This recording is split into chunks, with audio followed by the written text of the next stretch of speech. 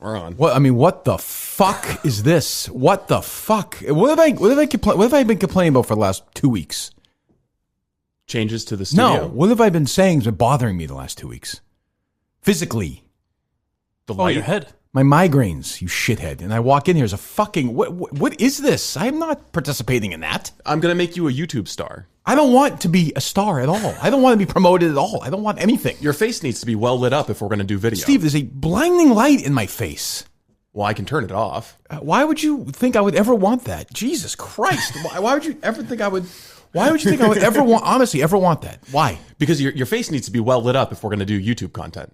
Or else you'll have shadows. I don't want to do YouTube YouTube content. It'll be bad content. Okay, I don't want to do YouTube content. I thought you wanted to do a movie review. No, thank you. We're good. That's canceled. I have no interest in doing that. No video whatsoever coming out of the studio. Correct. What if I turn down the intensity a little bit? Well, I don't think you're capable of that, Steve. What the fuck?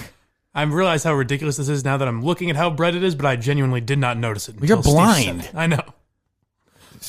I feel like I'm like Nana and Papa's in the summer, and there's flies going around there getting killed. Like, so we're having fucking corn on the cob. What is this? Now it looks like a fucking... What is that? It's one of 3 studio lights that we're going to have in here. No, we're not. Is that what like KFC and Big Cat deal with? No, every I've day? been in there. It doesn't look like that. No, I did the shows with those guys. I did the shows with those guys that look nothing like that. There's studio lighting in all of them. Yes. I understand that, but that looks like, honestly, it looks like you've set that up, and now I'm going to watch fucking Dirk Diggler fuck some girl in the ass in 1976. I don't know what. I don't know what. Fucking idiot. I don't know what this. What is this? What is that contraption? It's studio lighting. It simulates if you say studio lighting again, I'm going to, and the show itself will be done for good. Like I don't. What is the? Where did you get that? We ordered it from one of the Barstool suppliers. He Googled world's brightest lights. World's brightest and cheapest, shittiest light. Oh, it's actually not even the brightest we could have gotten. How much did you spend on that? How much of my money did you spend on that? It was like $99. And we mean, have 3 of them. Okay, I'm not. I understand. My head is now killing me, and I'm blinking and seeing lights. I'm not participating in the show if that light is there every day. You think it's funny? I'll turn it off. But what? Why is it on now? I was hoping you would get the experience. It was basically a crash course in trying to determine whether we're going to have good video or if you're not going to be able to put up with studio lights. I know they suck. So why you have? If you know they suck, why are we doing it? Because then? It's just basic video setup. You have to have your. So you're going in knowing something's going to suck. I thought you might be able to put up with it. Yeah, but if it's going to suck, why would you want to do it? Because it's for better video. I think he means suck in terms of for you. Discomfort? Yeah, Yes. like when you're in the studio, it's a little distracting. You get used to it, though. But that's going to affect the quality of the show. It annoys me. Like, why would... I don't understand. Because it's going to be a better video product. Okay. I want you to pop I mean, you on keep screen. asking, but there's no deeper reason that I'm trying to do it. I just want to put out a good video product. I understand. What would you say is the most important aspect of this entire operation? Kirk Minihane. Understood. Forgetting that, the actual... from a content perspective, what is the mothership? The podcast, the audio. The podcast, Yes. the audio. Okay. Thank you. So why don't we just get some device in here where every 30 seconds some sound that comes like every 30, because that's the same fucking, I could do that. Yeah, well, I mean, it's something for you to do. Right. Why don't we do that? I'm happy to turn it off. I'm just trying to Spend put 30 out a good seconds, video product. Spend 30 seconds. Thank you. I mean, what if You understand the need for light. I understand your perspective in this argument. Okay. It seems like you don't understand mine. No, I do understand yours. That's why I said I'll turn it off, and we'll do a different. We'll just not have a well lit video product. That's all. Well, that's not the point. All right. Shut up. What is your big picture here? Like what's going to be taped? We're going to put out like 5 to 10, maybe 15, 20-minute segments, really good segments on YouTube. The algorithm will serve it up to people. Oh, God, these fucking algorithms. Jesus Christ, I'm so sick of these algorithms, these fucking YouTube. It's just a way to grow the audience. I don't want to grow the audience. If I've been consistent about that the whole time. You have. If I ever said that I care if anyone listens to this podcast. You'd understand why I want to grow the audience, though. Yes, but you understand why I don't care if you care about growing the audience, right? Okay. You do care deep down, though. Deep down, do you get any sense, Steve, that I care deep down? No, you don't care whatsoever. I really don't care You at want all. the podcast to be successful. I don't care. Well, I mean, I don't believe it is that. successful. Can I be honest with you? It's already successful. successful. I've already proven my point. I understand don't that. need to do anything else. I don't care if a year from now, if we have twice the listeners or half the listeners. I understand why other people might care about that, but I don't care. I do my show, and if you want to listen to it, great. If not, First of all, I told everyone to leave last week and they didn't leave. That's true. So, I mean, you know. But you do care on something. You always cared about being number one. You're a competitive guy. Yeah, but this is already the best podcast there is. I don't, you know, there's no. Yeah, I mean, you know. Plus, I was. It was a different thing over there for that. The radio ratings is just a different battle. This we're doing a totally different show. So you know, we'll never have more listeners than Pardon My Take. That's never going to happen. Not with that attitude, friend. And I'm so comfortable with that. It doesn't bother me at all. I'm thrilled. I love those guys. I'm happy for them. And I like what we're doing. And Steve cranking on some fucking light and putting it in my face like I'm being interrogated. And then, you know, so we can well, do you want to do the video podcast or not? How bad do you want a movie 16 podcast? followers on YouTube with some algorithm where we say, oh, you tag Jeffrey Epstein, Kirk Minihane, Prince Andrew. If somebody goes to that and they look up Prince Andrew, they're going to see Kirk Minihane talking about Prince Andrew. They'll click on, oh, that's pretty good. I like that show. They're going to tell their friends about it. See, you've got to figure it out. What the fuck? This fucking light is fucking ridiculous. It does sound like you've got the algorithm down, though. Yeah, it's really complicated. It's really good. Jesus Christ. This fucking chicken shit.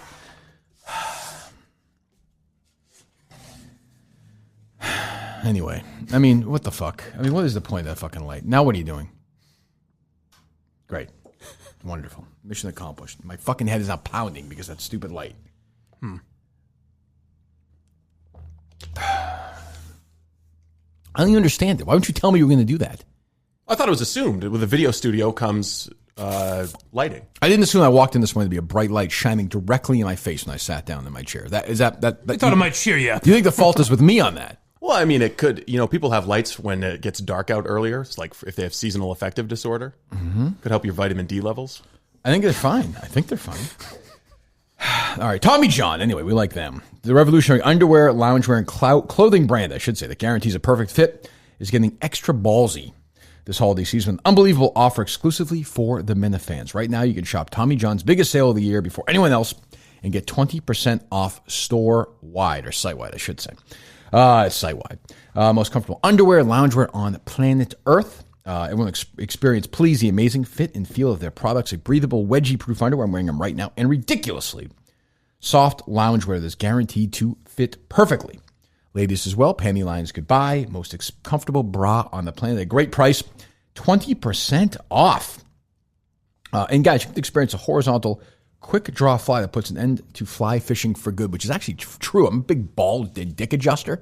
And since I've got these Tommy Johns, I don't do it really at all. I almost miss it a little bit. It's almost like not having merch around. You miss them a little bit. Yeah. But I'm then now, you realize, yeah, I go for better. it. Like this morning, I went for a nice run. There was no, half the time I'm grabbing my dick. I'm adjusting it. It's popping out. It's popping in. It's no one annoying. following you? Yeah, I don't think so. That's a good question. And no wedgie guarantee that. I can also guarantee that as well. The first pair isn't the best you've ever worn. You get your money back. I love their T-shirts as well. I have like 5 of them. I wear them all the time. The comfort of holiday season gift giving with Tommy John. Visit TommyJohn.com/Kirk. That's TommyJohn.com/Kirk. 20% off site-wide. TommyJohn.com. Jesus. TommyJohn.com/Kirk. Do that right now. I'm in the fans. Let Tommy John know that you're helping them out. So we have 2 Tommy Johns today? Yes. Okay, good. A sales staff at Barstool. How stupid are they? Who's the one from yesterday that you were bitching about? I don't think we need to know her. Watching this inner struggle is fun.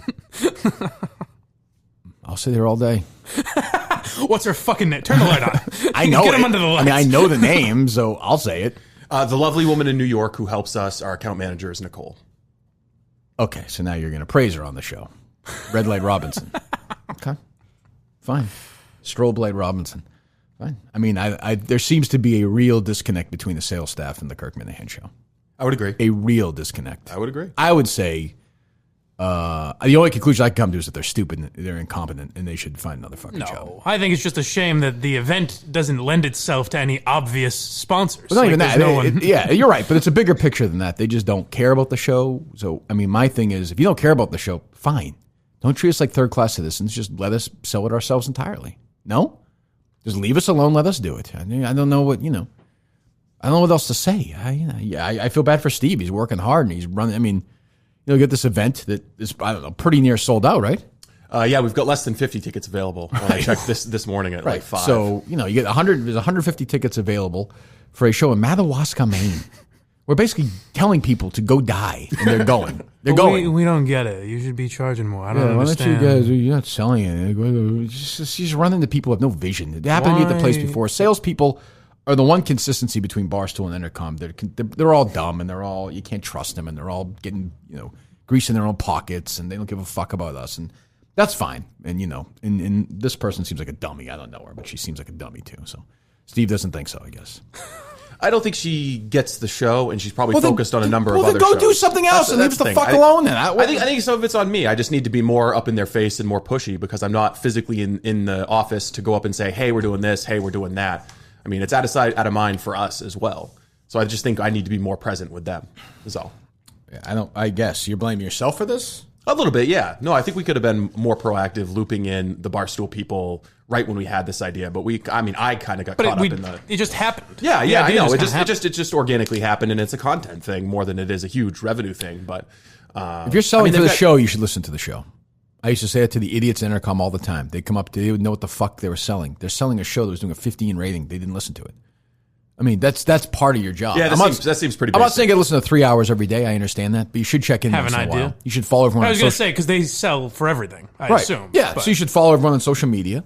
You should have some idea. Just doing that, you can have an idea of what's going on. Right. I don't know who this person is. She's never reached out to me.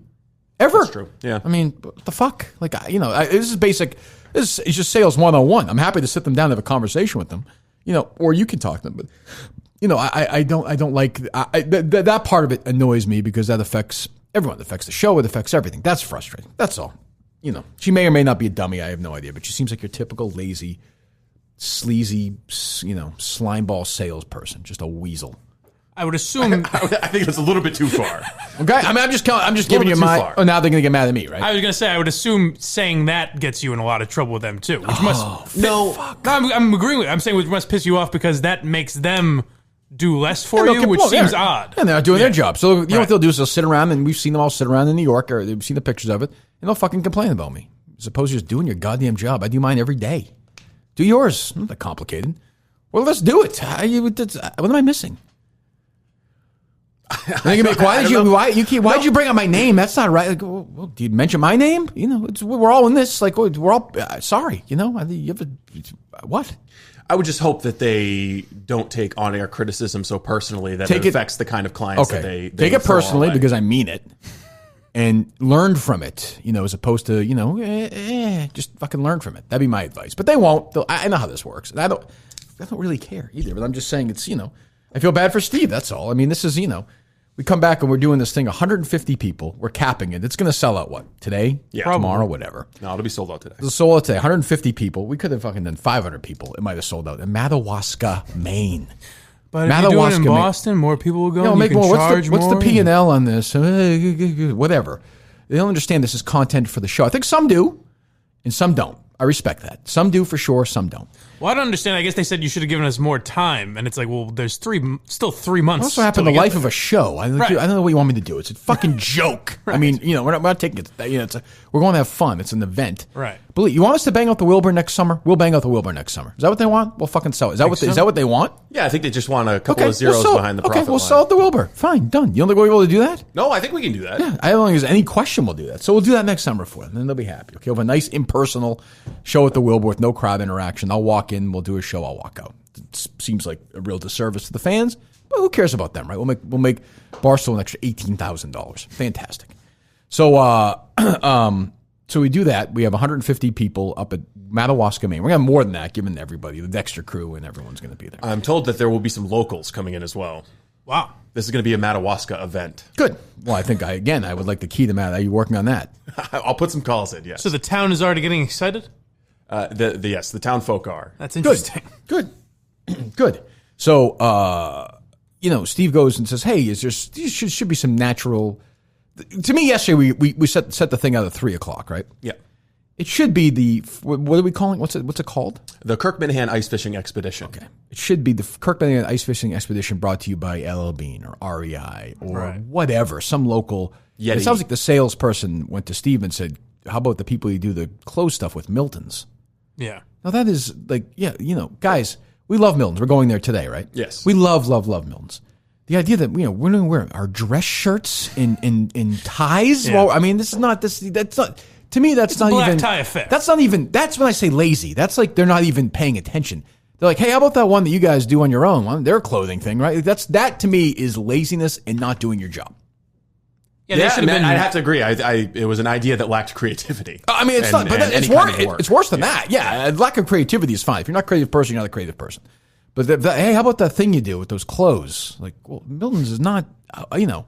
I'm sure they have some outdoor wear, but I think they would tell you they're not the place for ice fishing. Clothing needs. It's also, as a salesperson, you just see it as, well, I can get a better deal. I can find, there's 10 million like dicks or whatever. Yeah, they don't care about us. They don't, which is, again, okay, but don't come back at us with that. That annoys me. Does seem strange. No? No, it is. It's strange. I was shocked when I saw it. That's why I told you about it. I mean, I think that there's got to be. I mean, there seems to be a huge opportunity here with this show, with such a loyal audience, people who respond to the ad reads that you do. But here's the thing. But it's a chance for them to make some fucking money. I know, but they look at it and they say, say, "Oh, but it's not Pardon My Take, or it's not Call Her Daddy." Yeah. Size-wise, I get that. They don't understand. Okay, but there's going to be someone in the building who looks and says, all right, the salespeople have been here for a long time. They've got Pardon My Take. They've got Call Her Daddy. They've got these clients that they're going to. Here's an opportunity for me. Easy it is for them to sell Pardon My Take and Call Her Daddy. They can just sit back. Yeah, but there's got to be someone young and hungry at Barstool who could step into a void that we obviously have here, avoid selling this show, and take the bull by the horns and fucking sell the shit out of you, out of this ice fishing trip, and make some money themselves. There's got to be someone there. I guess. I have not seen that person yet, but that's okay. I guess they don't really like the idea of live events that don't make a shit ton of money either. Like Kevin said, he even got pushed back on like doing the Caroline stuff because they just don't really get it necessarily. Because it's about keeping loyalty, audience loyalty, fan interaction, which continues for years and years and years. And then when you go and do something bigger, those are the first ones who will come along. Those are the first ones who will buy a shirt or socks or Roman or that's basic. But they don't know that because they don't have to deal with it. Right. I could do her job, this person's job. Not as well as her, but I could do her job. She could never do what I do. Ever, ever, ever in a million years, ever do what I do. I could do her job 90% of what she does. I mean, I'm not by nature, like I'm not going to look somebody in the eye and lie to them and try and, steal from them. So I couldn't really be a salesperson. Yeah. But the other stuff I could do, the interaction, and probably better than they could. But, you put the salesperson, I've seen the EI, salespeople who thought they could be on the air is a fucking disaster. I mean, everyone thinks they can do it. Yeah. Nobody can do it. And that's what frustrates me. They think, you just stay in your own little circle and do your own thing. Yeah, you're out in the summer, maybe I'll pop on. Yeah. Fill in for you. Yeah, exactly. It's just maddening. So whatever. It's never going to get, it's also, to even take selling the event out of it, I think you should look at the fact that we're capping it at 150 people to go to bumfuck Maine in the middle of winter. Madawaska, Maine. I don't know if it's necessary. You know what I mean? It's a 10-hour drive. It's snobby asshole. It's very, but you know what I mean. It's very far. Do you know what he means, Steve? It's far out of the way. He hates French people. Yeah, I think so. Not the Francophobe. The point I'm making here is that we can get Minifans to go to what I think is the middle of nowhere. Je ne parle pas français. Wait. Go ahead. It doesn't matter. A very profound statement. What do you mean? I tried. These people are loyal. We're capping it. That was the point I was trying to make. You're correct, and you are correct in that point. But I think they don't care. Like the only thing that will come out of this, if anything comes out of it all, is that I'm an asshole. That's it. Yeah. Oh, of course. That's it. Nothing. No one will look at. Hey, he actually is making 2 or 3 valid points while he's being an asshole. No, he was being a dick to us. Right. I'll grant you I'm being a dick. I'll grant you that. Fine. Good. Done. Shake hands. Move on. I'm a dick. Let's now look at the points that I'm making. That will not happen. Right.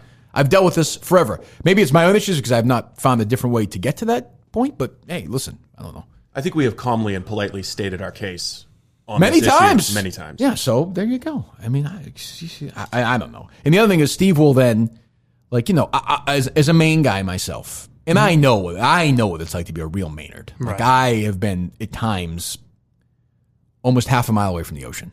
Wow. Just for an example. My God. Yeah, one time there was a detour. I couldn't even smell it almost. I'm a Rennie's guy. I like to go to Rennie's. Steve could sell you Rennie. Do you know what Rennie's is, Mike?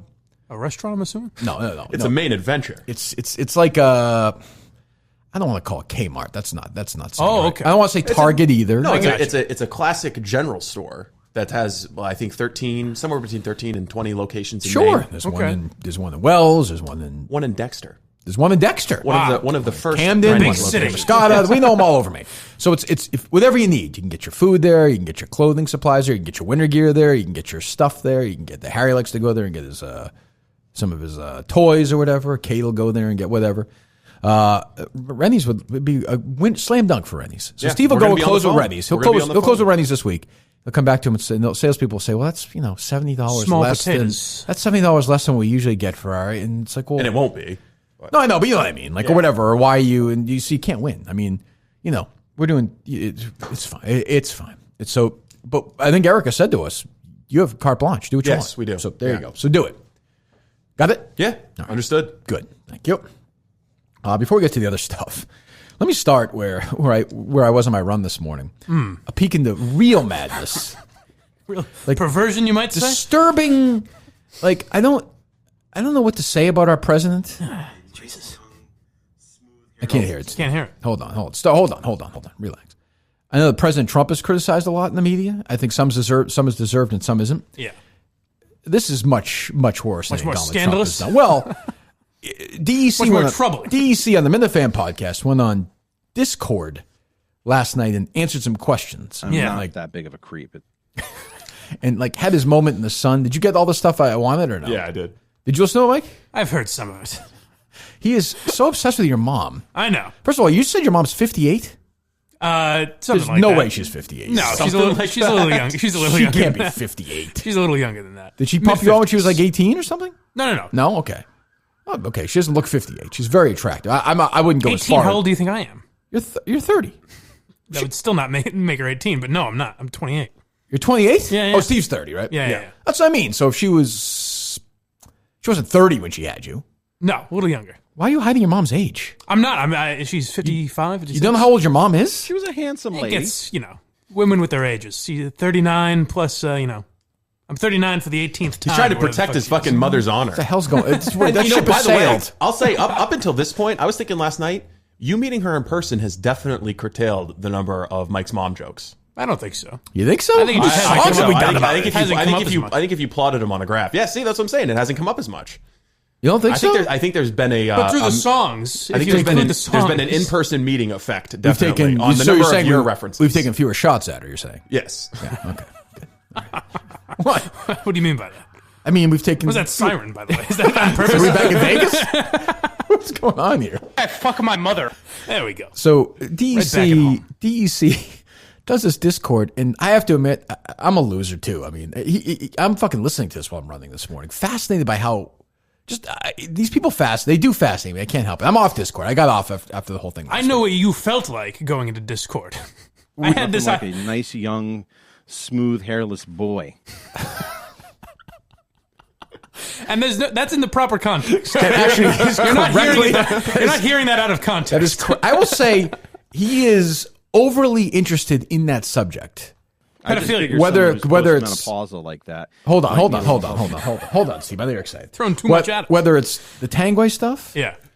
the Sandusky stuff, and like am I concerned that the president one day is just they're going to show up at his house and seize everything in his home?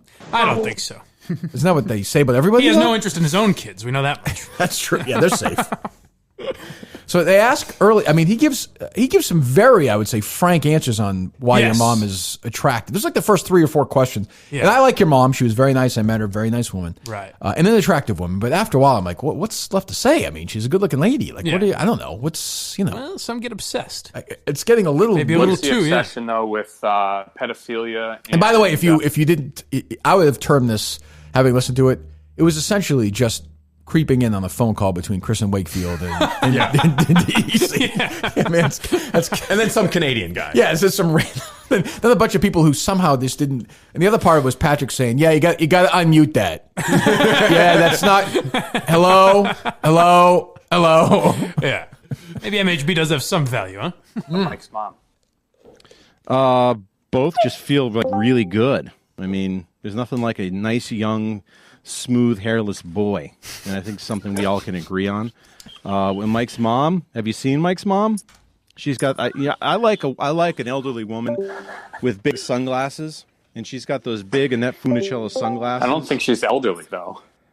Mike says she's Yeah, she's elderly. 58. Close enough. That's not elderly. Yeah, but I think as nice as she is, I mean, what do you think, Chris? Are you thinking that She doesn't look 58 though. No, I'm thinking, do we need a She sure doesn't. silicone Am I right, guys? lubricant? Are we looking at a water-based lubricant? Because that's something that we're going to need to enhance the experience.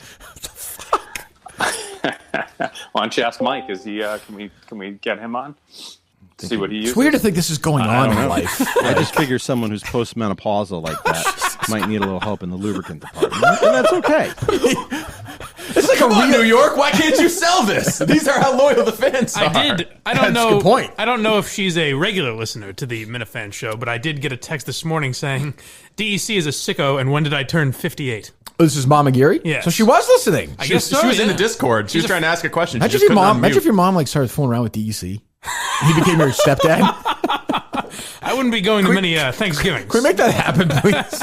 DEC would love it. She is a terrific-looking 58-year-old woman with perky boobs. Here we go, yeah. This is just we have Inspector J who wants to talk about Mama Hold on. Geary I as well. don't think anybody's going to confuse Patrick with Tom Brokaw either. In a moment of national.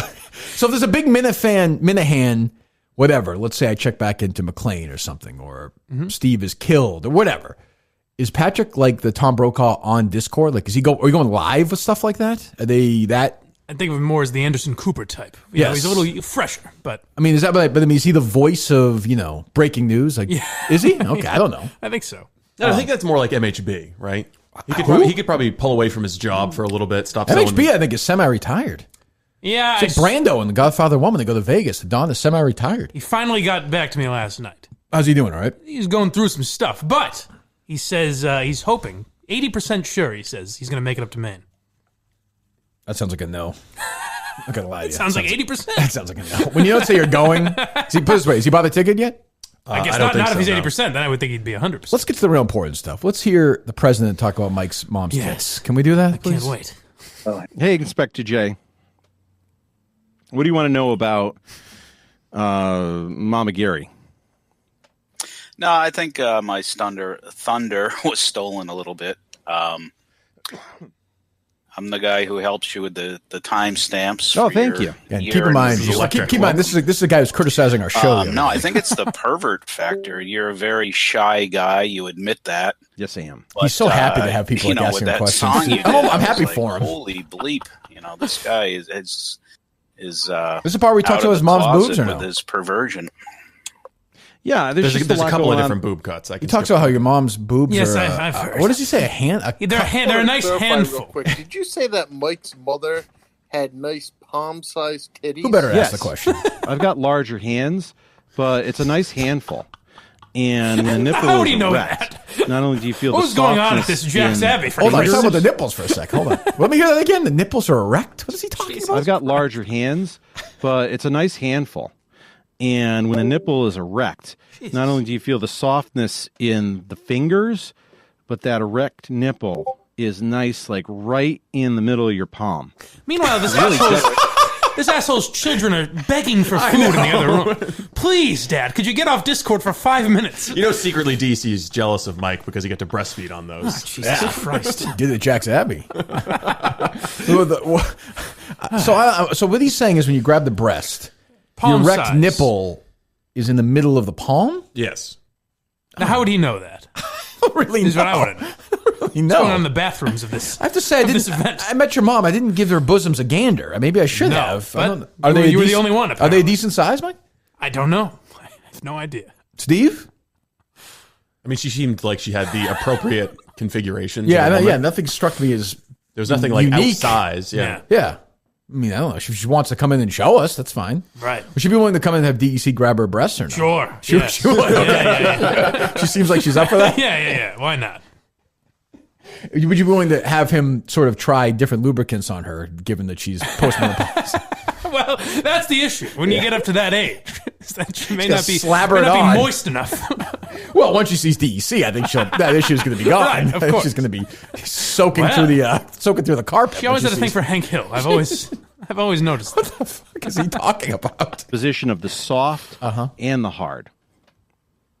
Okay, I'm not going to say Steve Carell, but I think that's Steve from Providence is shower baffled. after this. But we also DC also laughs like a serial killer. I'm starting to get concerned that we have put the wrong guy in place, but yet by doing that, put the right guy in We place. didn't vet him properly, perhaps. If you're the president, you have to be at Madawaska. That's not even. I think so, too. That to me is forget the things about Mike's mom. That's fine, but that's a removable offense to not be at that. All right. Do we have anyone that wants to come on and talk about this ice fishing trip? Anyone with some thoughts on what could happen? No, we can talk about- we don't hear his takes on it. But do we? No. That was DC's going to explain why he's not going. Oh, I know. But it's him talking about fish or something. That doesn't really. He's matter. heaved out by fish. The vice president will be there. So maybe they can't be in the same place at the same time, kind of. Will the vice president be there? Yes, the vice president will be there. He will. Found a ride. He's making a daring gamble to try and get into He's going to Canada. be in Edmonton? He's going to try. What's in Canada, though, from this event? If you don't want to go to Canada, you don't have to go to Canada, correct? No. There's nothing. The live show will not be in Canada. There's just a couple of hotels on the Canadian side of the border. Right. And there's I believe a I'm casino staying at too. one. There's the exchange rate is a little bit better. So if you're Oh, going to is go it? gamble, yeah, I think it might be a little bit cheaper for the hotels. Where do I go for lunch on Saturday afternoon? Well, the camp. Yeah, I will not be at the camp on Saturday. All right. Well, I mean, there's a bunch of Sure, find a restaurants nice around. place. I guess so. Yeah, there's a ton of restaurants. Yeah. You can explore the Canadian side. I may do that. That's true. I may take the car out for maybe a spin around. Why not?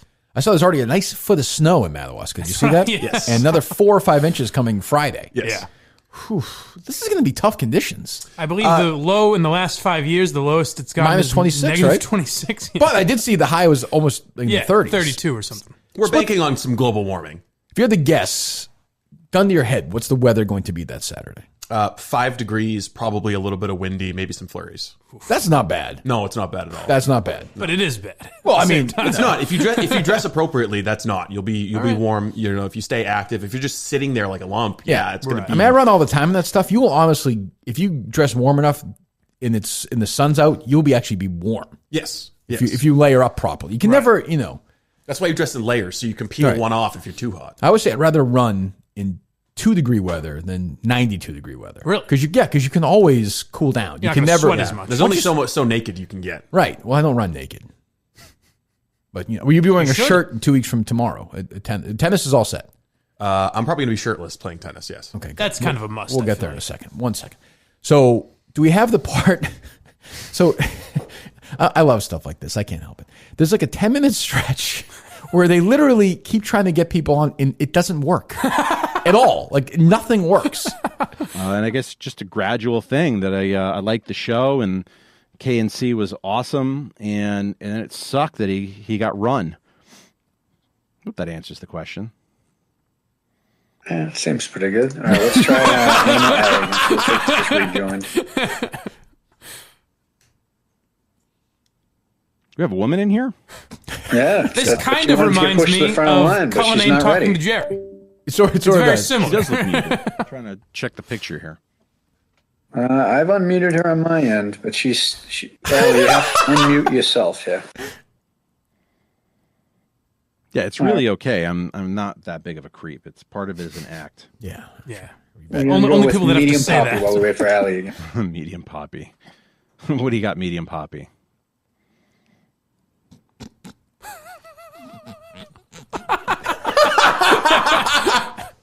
Did we pause it? No. This is me. Medium poppy. Hold on. Michael, you just said I did what I was running this morning. I was like, oh, shit. Remember last week I said that it froze on me a couple of times when I was running I was listening to the podcast. I was like, because it hadn't been happening. I was like, this fucking thing happened again? Yeah. Then I hear DEC, medium pop. I'm like, this is going on.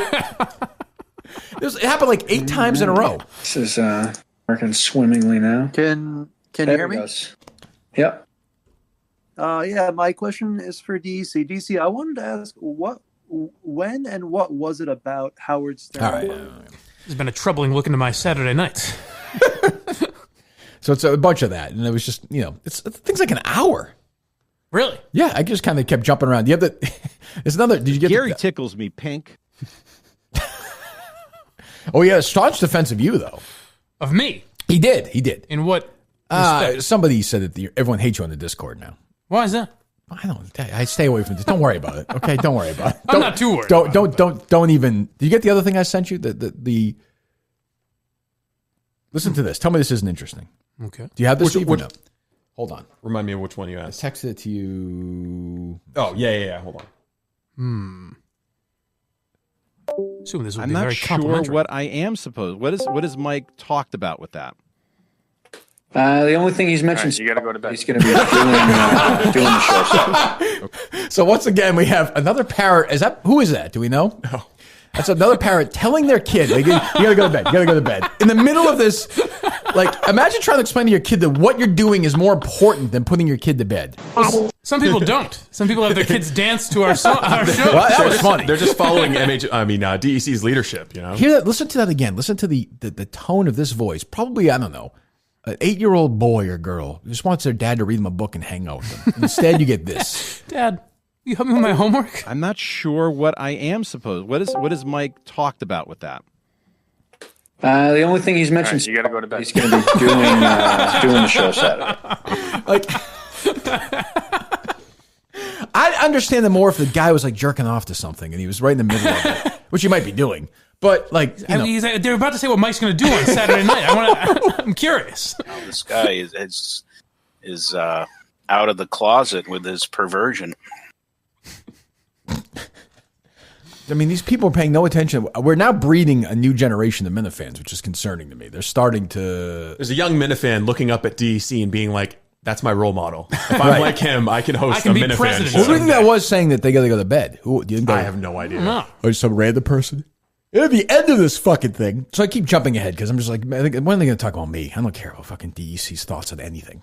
You know, so Kirk's intern tries to get on. Yeah. And he's a fucking. Do you hear this, Steve? Yeah. Do you have it? No, I don't think he ever got on, did he? No, but that's my point. He's young. He doesn't even know how to work this fucking Discord thing. He's like, yeah, Kirk's intern. Are you the guy with the big afro? Kirk's intern, unmute yourself. All right, go ahead. All I know is I'm looking at Grover 207 says he'd like to be in Smugsy. All right, I don't know that. Grover 207. Jesus Christ. What am I allowed to have in this world? You can't sell this? I mean, this is easy. Come on. But I you know, our intern doesn't even know how to work that. Doesn't know how to unmute something. It's my producer Saturday night. Scarily. The Discord is pretty complicated looking. If you don't have a feel for it. How old is this kid? He's in college. You should be able. Don't you think you should be able to do that? Yes. Yeah. That's a little concerning. And by the way, not for nothing, but like, shouldn't you be working on the show? Oh, yeah. I mean, I guess he's giving us content, but still, Yeah. I mean, he did do a bunch of work for us yesterday. So He's always got some ideas. What did he do? Produced a bunch of promos, pulled some sound. Okay. Well, listen, I don't complain. I'm not one to raise an issue. So there you go. There's a look into the mind of our president. It is interesting. That makes more sense if they hate me because I can't book a guest for this fucking show for the life of me.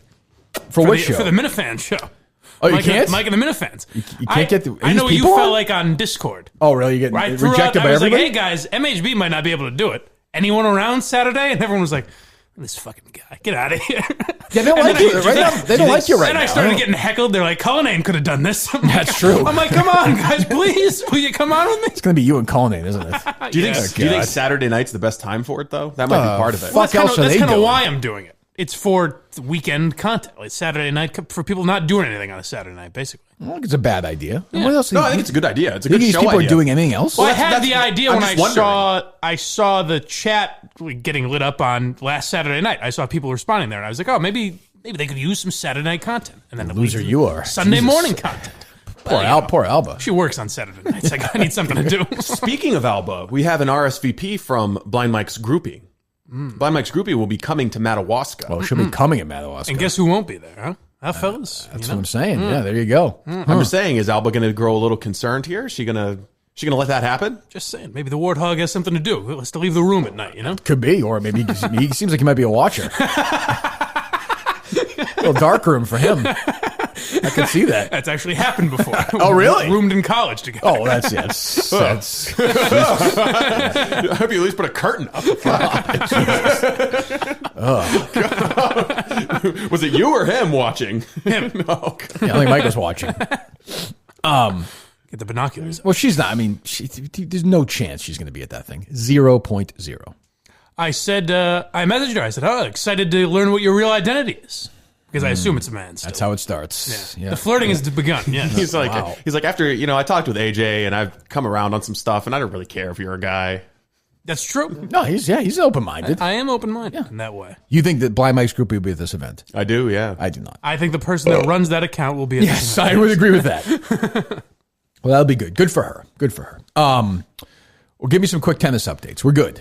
Yeah, we're good. What time are we playing at? I think it's 1 o'clock or 1 o'clock or 2 o'clock. An afternoon battle. Yeah, it's gonna be an afternoon match. Yeah. That's after lunch for me too. I'll have a little bit of a full stomach, but that's okay. I'll have to do my calisthenics before. Yeah, you could not eat, or will you be? Yeah, I'll be hungry. Starve yourself. Yeah, I'll carb load a little bit, not too much.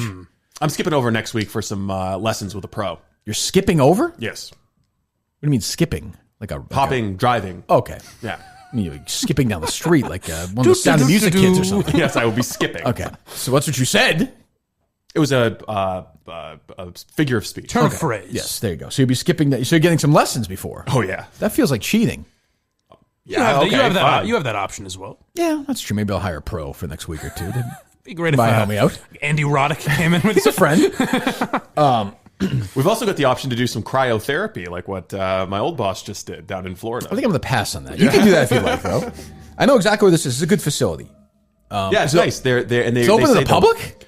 I'm not sure about that, but they did say that they would clear out the entire space for us. Okay, good. I'll tell you, someone is a little upset that you two had your mitts on the broadcast side of this. David Cullinane? Yes. Well, what the fuck is that about? I texted him yesterday and I said... He's texting me all day yesterday from the master. I texted him yesterday and I said, hey, you want to come over and check out the setup here?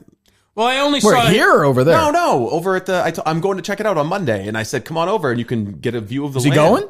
He says, he's gonna shoot. He's producing. I talked to him last night. He's gonna shoot at 11. Oh, sure he does. If that wraps up, he'll be. He's producing this event. This is his television. This is his moment in TV. I said to him, this is yours, right? You have no problem with that, do you? No, not at all. You're playing. Yeah, you have to focus on the match. I would prefer it not be filmed whatsoever. But it's going to be filmed in its entirety. And it sounds like the poll has happened. Mike's the ball boy. All right. We get the nice short shorts. He'll run around, no problem. We need an umpire. Well, I won't be great at it. You're not going to get a lot of... That's okay. Yeah. We need a play-by-play team, and that seems like that's all going to happen, right? I would put Mike Violette's hat in the ring as a play-by-play guy. Can you make it down here? I'm not familiar with his work. He does play-by-play for a lot of college sports in Maine. Okay, so he's willing to drive down for that. I don't know if he is or not. I'll have to reach out. Okay, I like the idea of a really bad play-by-play person at the same time. Well, then I could do it. That's true. That's true. It's definitely possible. And we need an analyst, some sort of pro who can give us a real look. See, that's where Cullinane gets upset. He wanted me in that role, and he wanted his choice of play-by-play guy. I told him that yesterday. I said, pick whoever you want. It might be I'm just giving ideas. What the fuck? If we had someone who works at the gym, like an actual tennis pro, analyze our match, that might be fun. Yeah, I don't know. But whatever. I said to Cullinane, this is yours. Go do it. And he's like, I'm worried about the graphics. And I'm like, well, figure it out. You get 2 weeks. Right. How hard is that going to be to do? So we're doing first one win 2 sets, correct? Yeah, sure. Okay, there you go. Fine. And you're calling 6-0-6-2?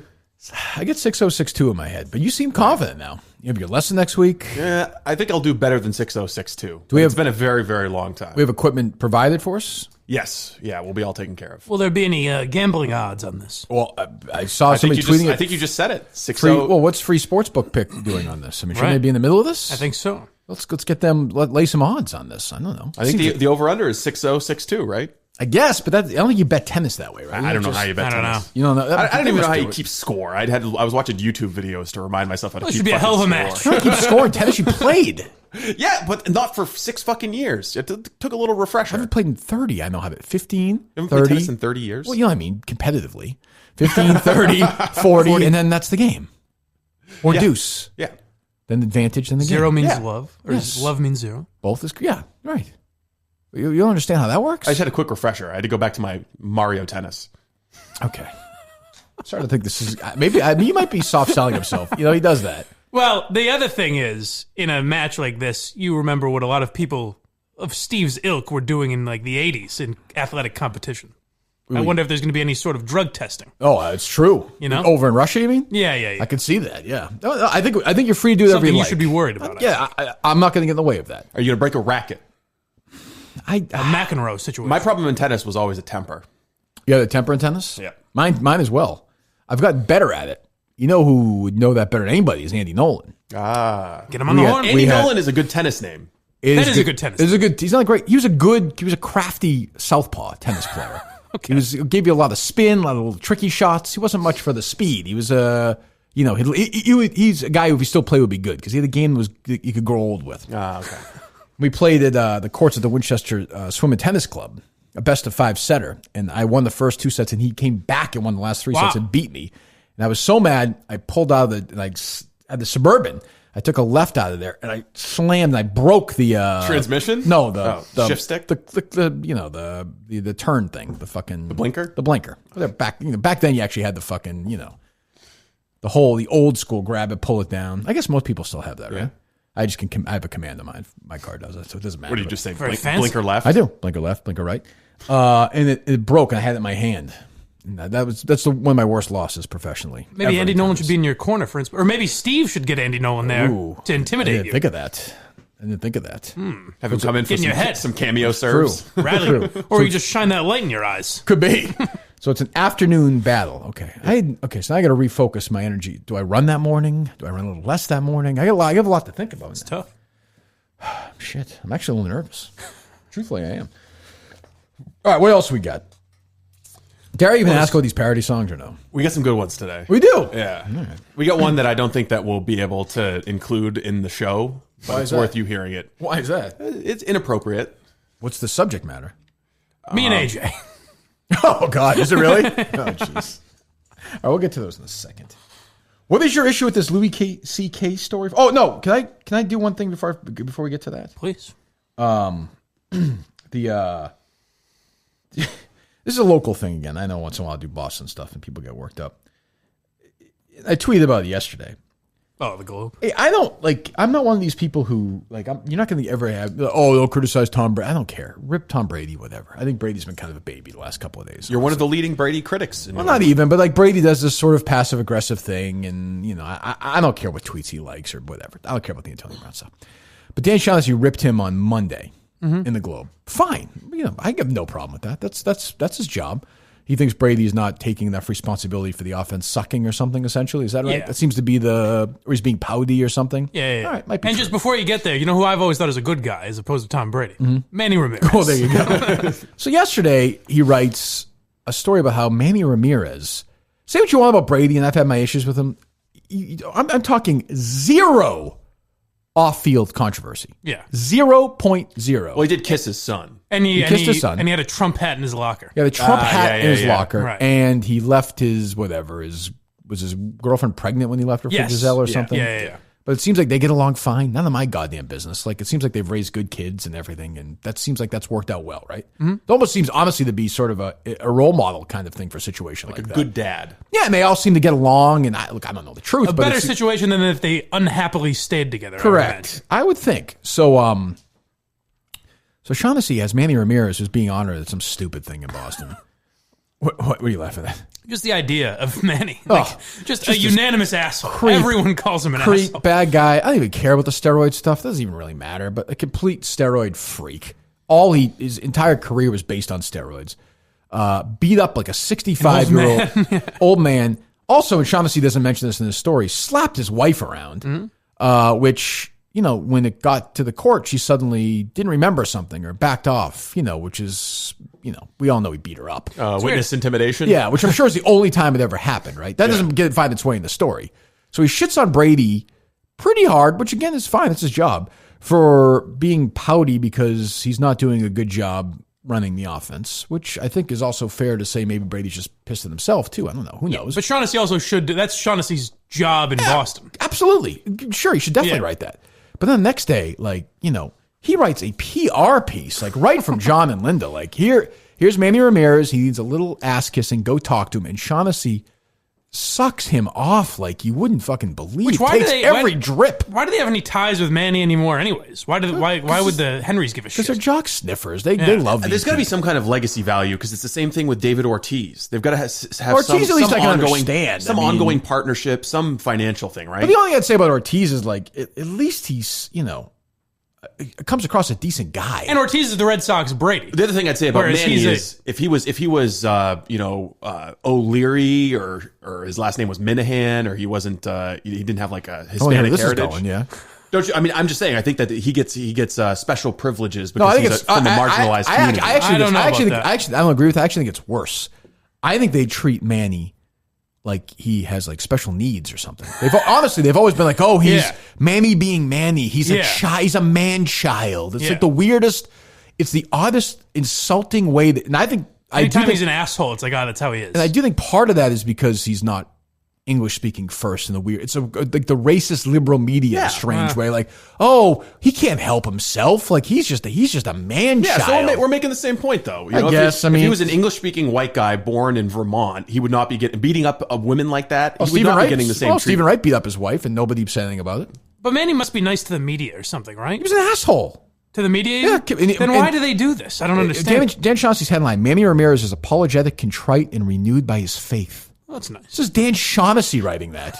He didn't slap a cop around. He slapped his wife around. I understand. And also, I wonder if Shaughnessy had a similar take before, under the last Globe ownership. I wonder if he had the same thoughts about Manny, yeah. But it's fucking embarrassing. Like, you shit all over Brady, but I mean, you can't have it both ways. And the next day tell you how great Manny Ramirez is, And I always think of what Jerry and John and the people at EEI would tell me and the people at the Jimmy Fund. Manny Ramirez, they said universally was, I'm not going to say always everyone's number one, top 2 or 3, every single person you talk to, worst person to deal with the kids at the Jimmy Fund. Like literally would not walk from me to you, Steve, to go see a 3-year-old kid who's dying of cancer. Yeah, you're going to be a special kind of asshole to not, open up your heart in that situation. The names you always heard were Manny Ramirez and Ellsbury. Those are the 2 guys you always heard were just bad people with that stuff. Manny, though, was like legendarily awful at that. So, I mean... But even that, not even that. I've heard nothing but bad things about Manny in general. Yeah, and he beat up his fucking wife. Like, what do we... Well, he's got his faith now. He's renewed by faith. And Shaughnessy, like... I'm sure he is. Who doesn't believe that at all? Writes it like it's... that stuff like that, I'm just like, it's just trash. I mean... That's why nobody trusts, you can't trust a fucking thing you read. I'm glad that people's eyes are fine. I mean, even going in the thing last night with let me find it. I don't want to get it wrong. They'll bring him on 98.5 too, and I don't think they'll ask him a single question about that. He'll go on EI because it's a Red Sox station. Yeah. That's the safest, they would have never put him on with me 2 years ago. Or Jerry, because Jerry hated him too. But he'll go on with Greg Hill and they'll giggle and laugh about it. And guys like Curtis and Ken who pretended to be tough guys will sit there and laugh. The other thing is this sort of shitting on Gronk at the same time. So now, I understand Gronk's announcement yesterday was he's having some float, some parade. Yeah, he's kind of an asshole too. He's not an asshole. He's not. I like. Here's the thing. You can think he's an asshole. It's fine. But Manny Ramirez in the Globe is a great guy, right? Yeah. And then it's another writer of the Globe, Chad Finn, writes enough of this shit from Gronk, who conversely is the most charitable athlete maybe in the history of the city. And so this big dumb goof wants to have fun. I don't find it funny, but he was dancing with the Laker girls last night. He's just fucking having a good you can't win. Now he's he's purposely trolling everyone. He's joking. They're pissed off because he hijacked their attention. Right. There was no fucking chance he was coming back football. To play. But they were holding out for it, and he had this big announcement. If you believe that, you're a fucking idiot. If you were really fooled yesterday by Gronk's announcement, maybe Gronk understands them better than they understand themselves. Maybe. If he's fucking with the media, then I like it. But I just don't like the idea of hey guys, guess what my announcement is, and then I'm just selling something. You know what I mean? But just don't buy it. We're gonna. I understand will run out for that. Oh, yeah. I think we're nearing that. I think we may have arrived. Yeah. But that newspaper is dumping on Gronk and Tom Brady. And again, I don't care. And then telling you how great Manny Ramirez is because he's renewed by his faith. I mean, that's why you can't trust. It's like the whatchamacallit, I'm losing my tweet. Was it AFP? Yeah. Thing is fucking the most unbelievable. I shouldn't say the most unbelievable, but the AFP wrote this story about how there were 100,000 children in migration-related U.S. detention. Yes, right? 100. I mean, the top line is 100,000 kids in cages because of Trump. Right. They then found out that the numbers were actually from 2015 when Barack Obama was president. So they did, and not just for 1 year; they were cumulative. Right. So Obama is doing the same thing that Trump's doing. The only difference, honestly, is Trump talks about it. Yeah. Yeah. That's it. That's the only difference. Is Trump talks about it. Obama's just as guilty. This guy who gets Netflix specials and Nobel Prizes, and everyone thinks he's the greatest guy in the world. And, I wish he'd get back to the world where this guy was president. So this AFP doesn't correct the story. They withdraw the story. They deleted it. They deleted it from history. Although, to me, it's an interesting story. Like, oh, wait a minute. This was going on in 2015. Let's dig into that. Yeah. No. Why not? Doesn't fit their narrative. But there's two sides of that because there were more deportations under Obama than there have been under Trump. But Trump's people don't want to talk about that because it makes him look like a pussy on immigration. Right, correct. So and the left doesn't want to talk about it because it makes him look like hypocrites. Right. No one wants to talk about the true fucking facts. Well, here's the deal: is it really hasn't been that much different? No, it hasn't. I'm not going to pretend to know a lot about it, but the Muslim ban was essentially the same thing that Obama had in place. Pretty much. It was also a Muslim ban that included Venezuela and North Korea. Right. So, I mean, it's not. Yes, and I think but like they got caught.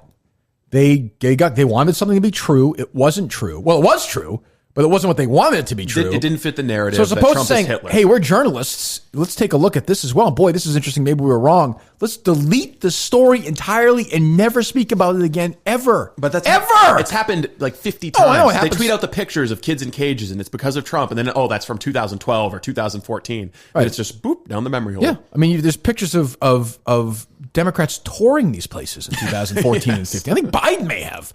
Like, it doesn't, this thing happens every day. It's like the Buttigieg thing with the pictures of the African American supporters who they were told. They put out stock photos. They put out the list of 400 people that had endorsed Buttigieg in South Carolina, Right. and a lot of them were like, "Huh, really? I did." Yeah, and a bunch of them were just like stock photos. of black Now people. I'll say this: Buttigieg is this weekend took the lead in the Des Moines poll. Ooh, Well, listen. This small sample size. Okay, it was a 3% a few months ago, and yesterday I saw a poll. He's leading New Hampshire now. Margin of error 6%. The New Hampshire one? Yeah. Okay, but I'm saying at 25%. Yeah, no, I mean he's definitely surging. He's clearly the candidate in the rise, and I do think he'll be the nominee. Still your guy? Yes, because he might be surging too early, but Elizabeth Warren fucking killed herself. Well, also people don't want these old rejects. They don't. They are dying for an alternative. Kamala Harris was not it, so he's it. Yeah, I don't think Buttigieg can win though. Why? I think that he has structural disadvantages because of his sexuality. Because he prefers a penis to a vagina? Yes. Well, that's absurd. I mean, yeah, it's absurd to you. It's absurd to me. But there are plenty of people who just aren't ready for a gay president. But they would vote for Trump anyway. Well, Woodrow Wilson. Just look at South Carolina. I mean, he's in some So polls. he wasn't going to win South Carolina anyway. Trump's going to win South Carolina.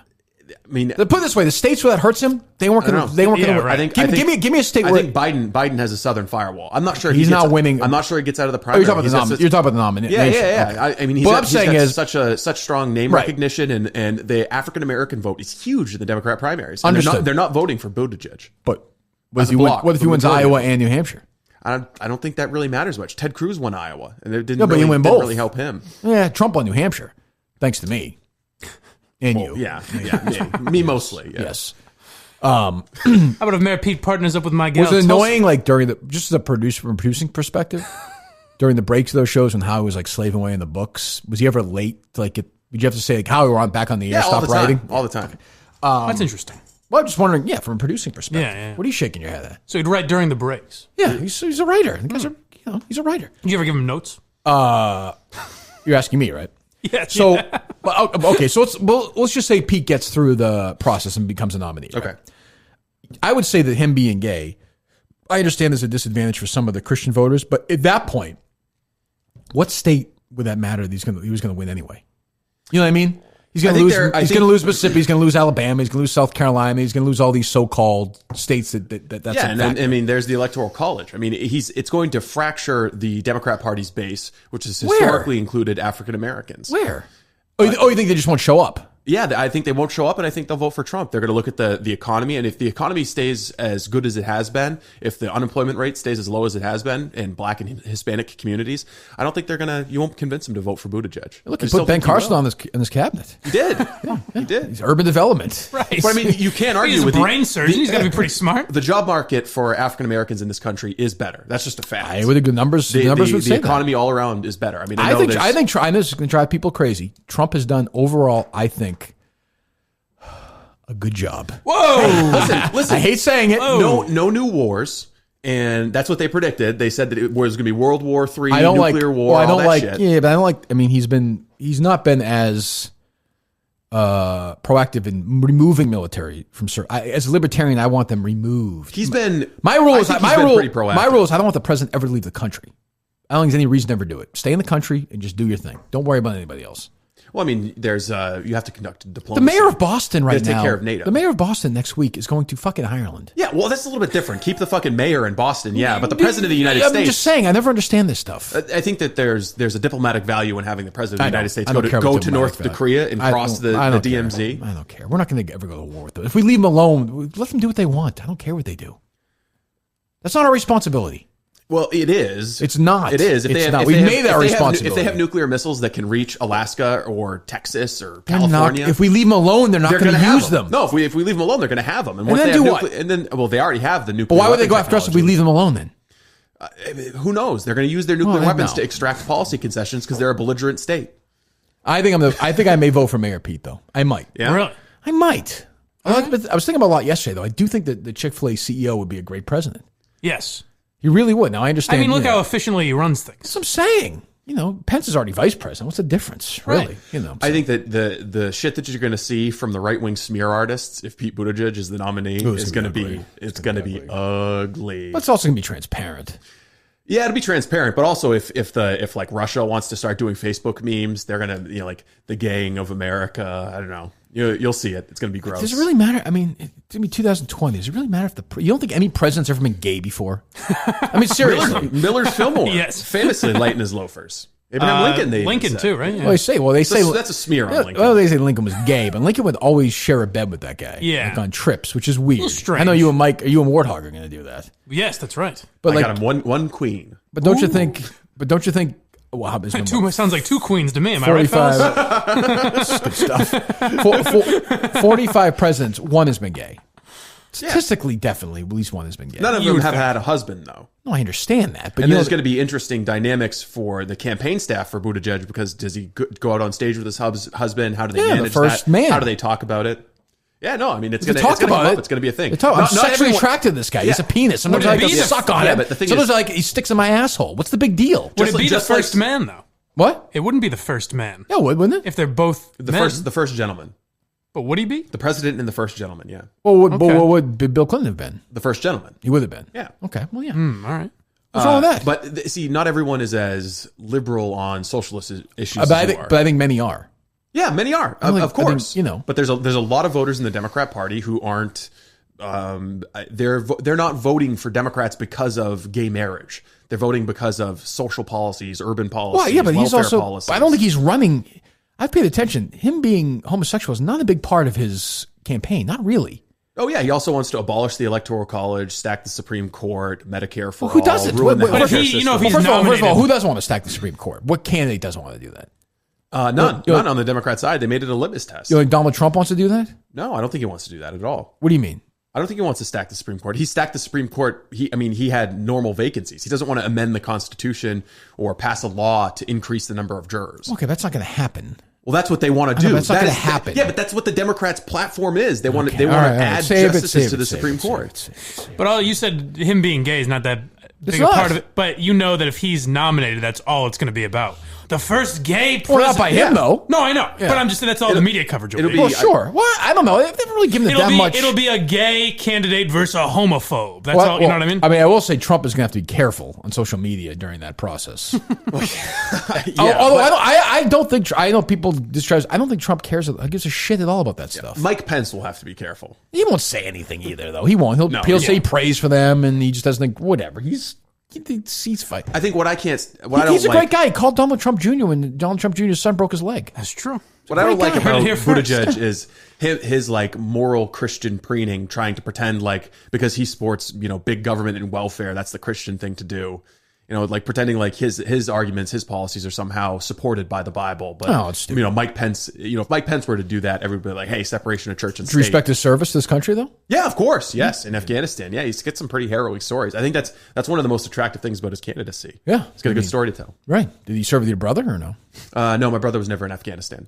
Where was he? He was in Iraq. Check the audio on that. I'm not sure. Sure, he was. Not sure that lines up. He's in from Madawaska.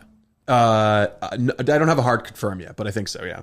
I'm going to say he's not going to be there. I'm going to say MHB's not going to be there. Blind Mike's Groupie's not going to be there. If I'm not getting a hard confirm, I have doubts. Well, especially because these tickets are flying off the shelves. That's the thing. So Steve, you think by the time we get back tomorrow, they'll be all sold?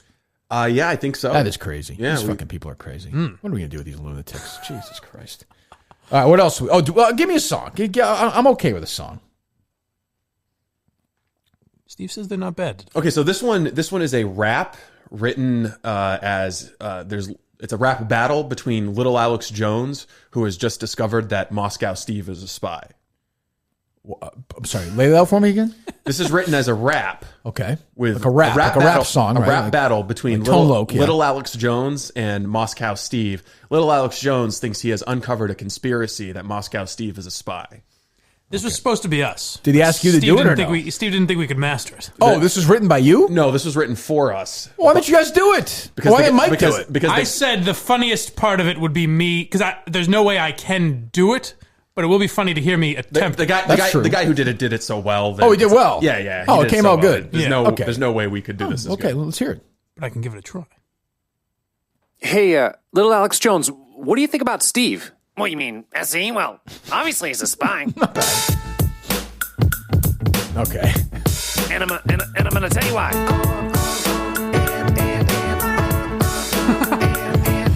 Steve is a spy, I can explain it. A dirty Russian plant says he loves the Kipper, but I know he's a hypocrite. Everything he says about his upbringing is questionable. Football star, do you think we are gullible? It's sort of like, well, everything he does is a bit weird. Like the time he grew a solidarity beard for Blind Mike until Nardini decided to pay him. They kept it on and we found out about his pseudonym. You ever know an American without any shame? We'll say he sat in the audience at a baseball game. Probably says the word vestibule instead of a lobby. And smoking geese with his car is his hobby.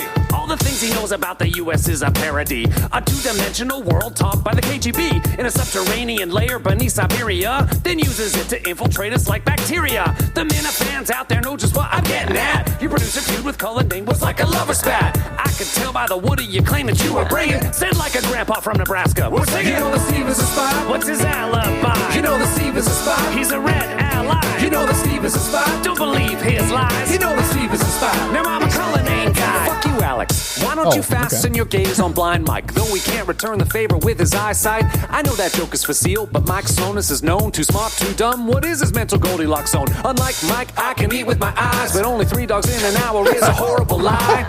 And if you dox me, I will hang you like a pendant, string you up by your hind legs and gut you like the deer I hit. Just like I did to Dale Arnold's bloated carcass, I'll take you out to the Willy Wags and Willy Whack you senile. Or Willy Cologne you, I'll own you like a banana boat. You won't have a thing to say when my dick's in your throat.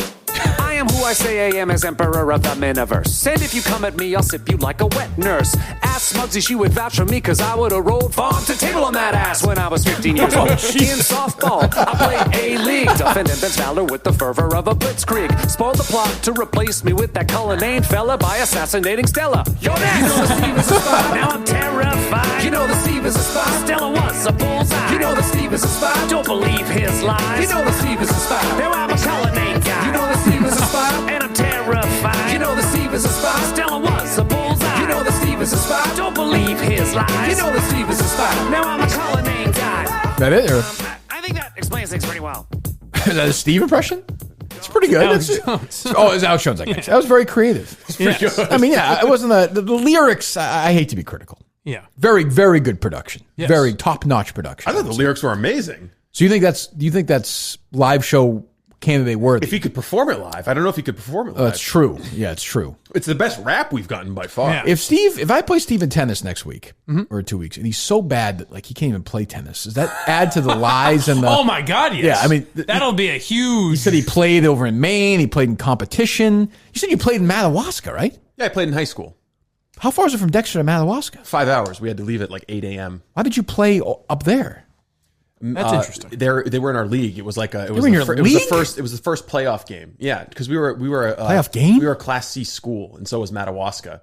We had to travel very. So you played very on far. the tennis team that year For any sports, we had to travel. You played very, on the very tennis far. team that year. Yeah, But the you only don't know home how to. games But yet you don't know how to Madawaska score in the sport. I do now. I just had to have a little refresher. I remember It's been a while. I remember I played baseball as a kid a lot. I haven't played since, and I don't know. You remember how to score that? I don't know how many outs there are in that. I always get confused by It's that. 3. Is that true? Same as strikes. Can you remember how many strikes there No, are? I don't. It's That's very 3 also. A lot of threes. That might help you. It's the first team to 20, right? Isn't that how you play in baseball? Yes, Okay, very good. Yes.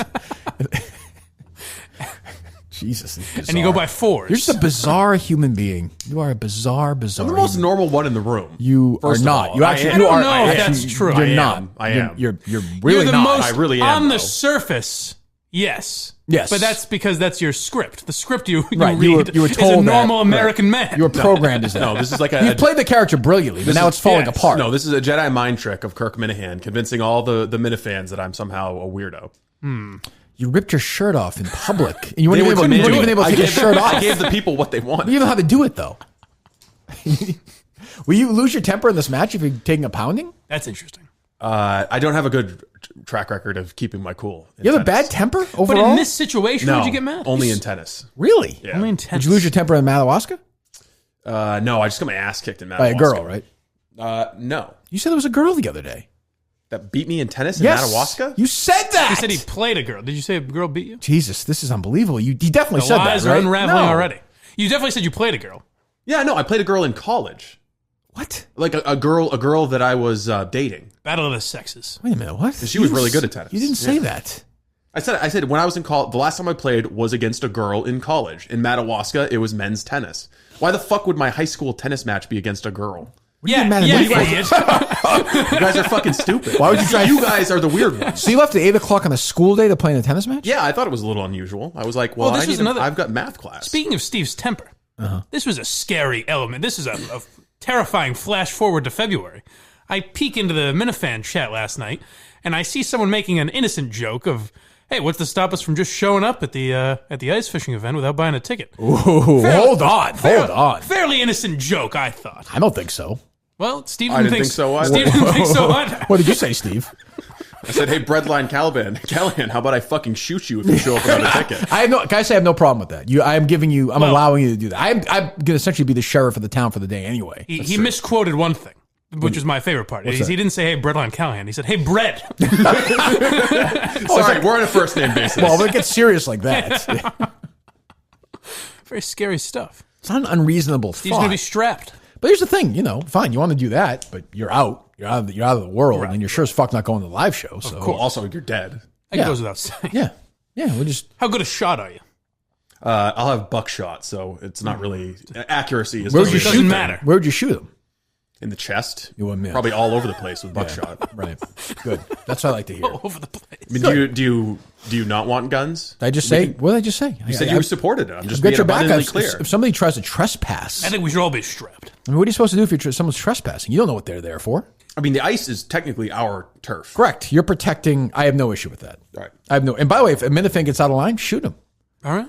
If they complain about the chili, shoot him. We are in a lawless society up there. Yeah, I mean, you're on your own there. I mean, you shoot somebody, bury them, they'll never find them. You put them Right. under the ice. When the fuck are they going to get them? It's the wild, wild north. When is it? When's he got? May, June? You could be gone for. You could be out of the country for months by then. How many cops do you think they even have up there? Oh, please. Yeah. Yeah, I think it's good. Yeah, I think you're on your own. Yeah, good. I like that instinct. I wouldn't mind seeing somebody get shot that weekend. It would be fun. Yeah. So you, Something to talk There about. is a hospital in Madawaska, though. I checked. good. well, there is. Yeah. Thank I would God. think there almost have to be. In Yeah, we'll towns be like that. a 25-minute drive away from the nearest hospital, so it's not bad. What's the worst thing that can really happen though? Frostbite, hypothermia. Someone fell down. Someone gets hit by a snowmobile. Honestly, That'll if be someone, fine. if Mike runs Yeah. over someone's leg with That's a true. snowmobile. Yeah. but if somebody gets frostbite, that's on them. Like we have made this Yeah. clear. Yeah. Like give me the how many layers you want people to have in their hands? Definitely, at least two.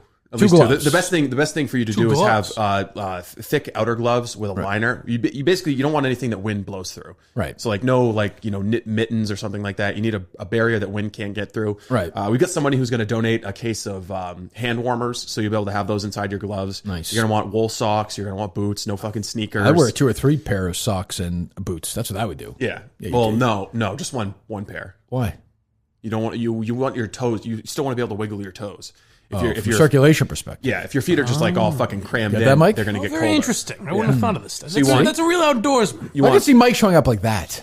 Like this. Yeah, like I'm No. concerned. I hate the cold. no, I he'll will be at least 3 pairs of sweatpants.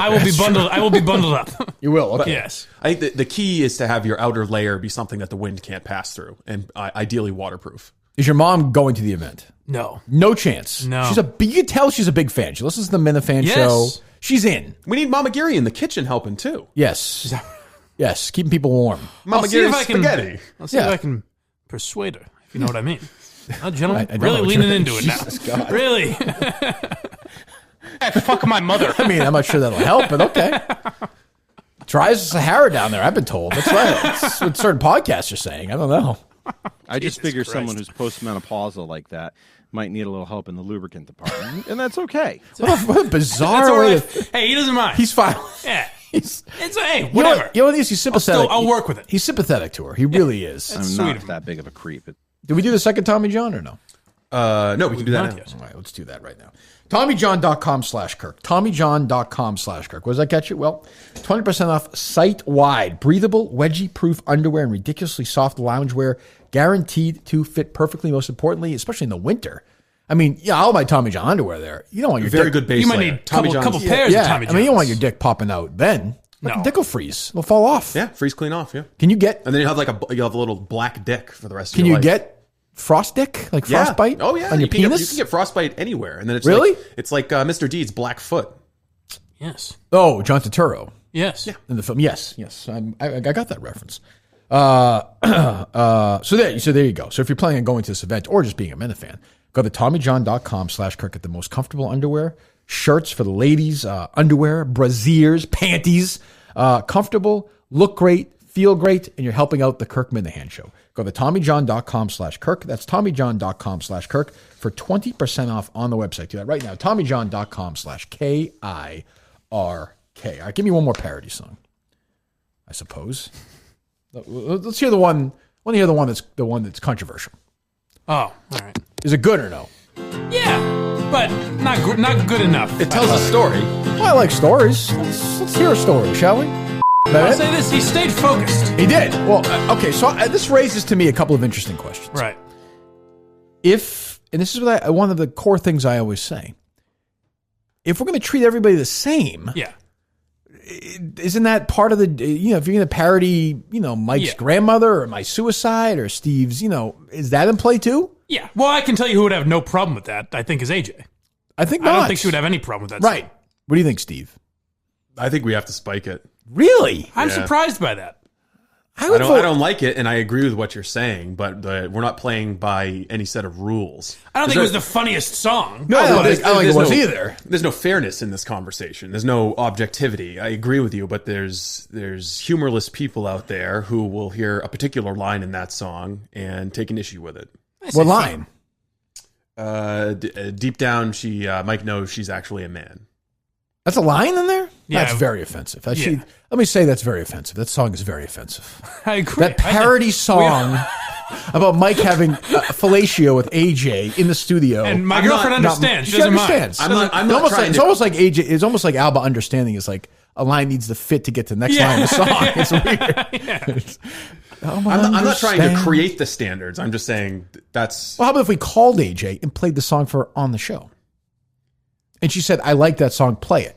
I don't even think that matters, to be honest. What matters to me? Yeah, no. It's about her and Mike. No, it would matter. Well, we have one half of it.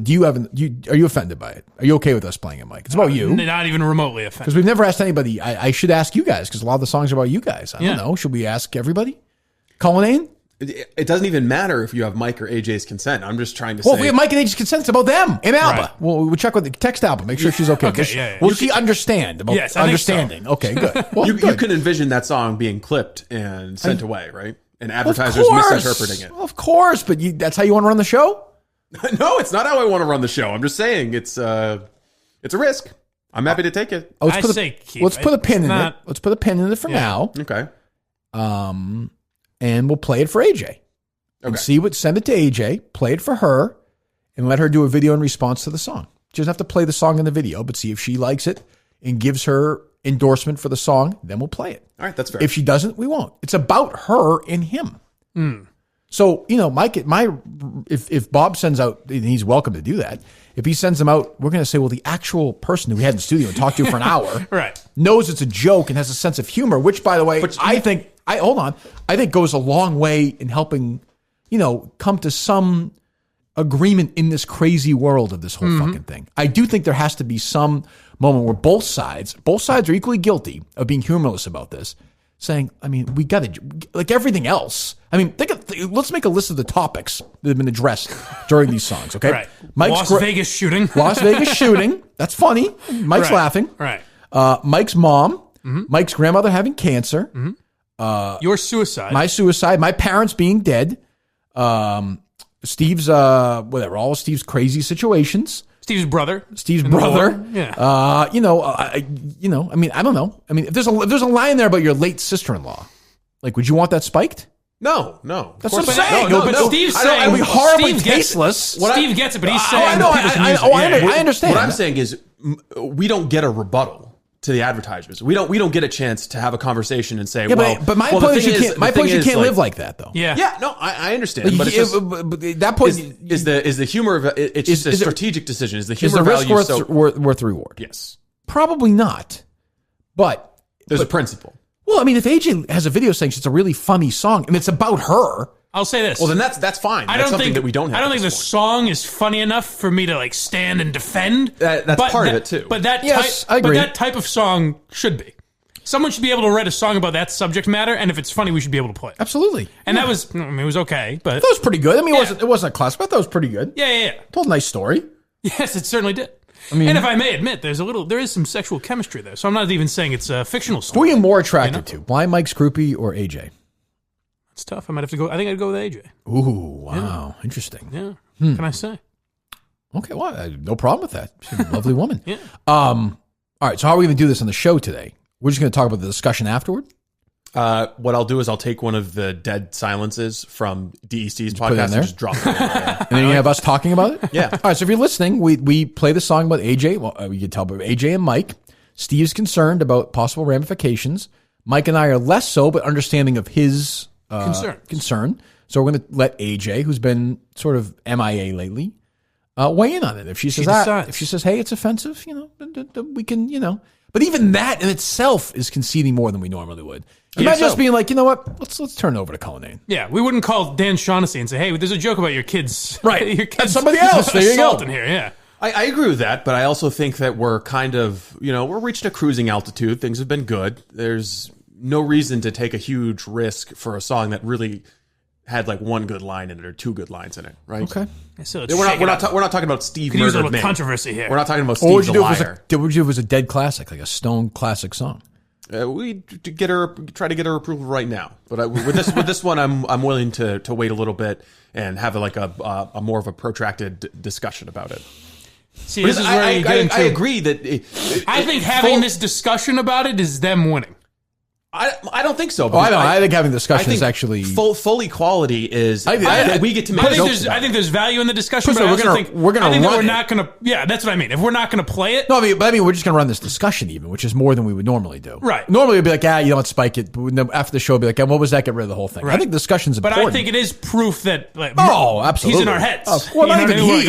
Or anyone. Well, even he. I mean, that's just 2019. This isn't just a Murchison thing. This is there are people who think that trans people are and any marginalized people can't be made fun of, and that's denying them full equality in society. Aren't you really? Isn't the song making fun of? It's making fun of me and AJ. It's not even really making fun of.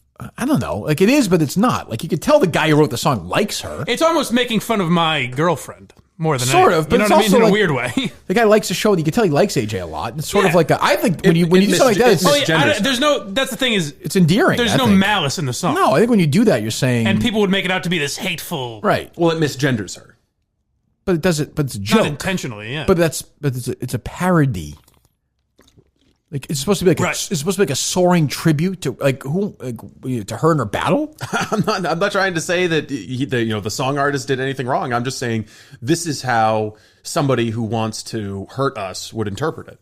Right. And my thing is it's hard to live like that. I think it is. But I'm just putting a proposition on the table. I understand that. I think if not saying we shouldn't have the discussion, but if I were in AJ's shoes, I would be like, holy shit, they have to have this whole discussion over a trans. You know what I mean? Like, it's sad that we live in that world that this has to be done.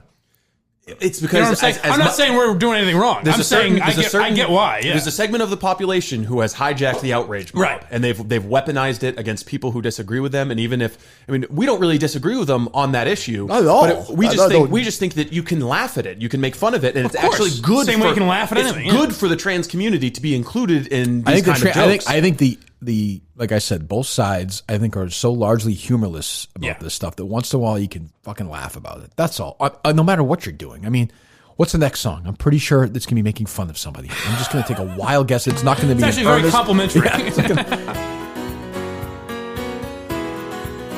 okay, I like it.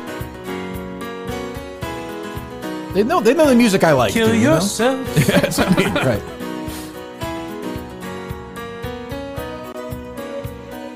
There's a patient at McLean. This is what I mean. Lives in a world all of his own. Oh boy. Broadcasts to no one every day. He thinks his show's a microphone. He made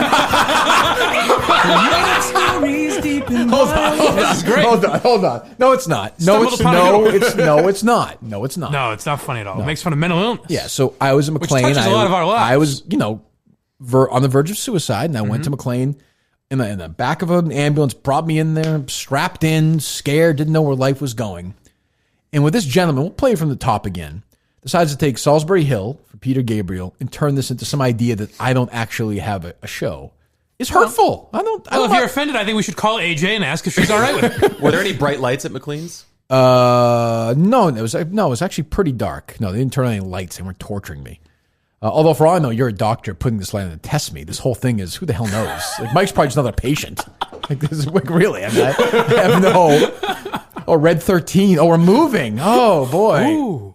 That's what I said about. There were things that happened at Westfield State that I was like, when you live off campus, it's just that you're allowed to leave the premises of the mental institute now. It's true. That's about exactly it. When we left for Red 13, it's like, okay, now you can go visit your family. We're going to a permanent facility, Kirk. Like, oh, you know what? The doctor's like, Steve, let's test him today. Let's say this Discord thing is saying they took money from this pizza from your pretend. Let's see how he reacts to that. And really, it was just an outing where I got to go with the other patients and walk around Sherburne for a day. We were so close. We thought we got you to stop pretending you had a show. Right. It backfired. I got free pizza that day. That was fun. I got to hang out with everybody. Yes, it's Kirk's parent.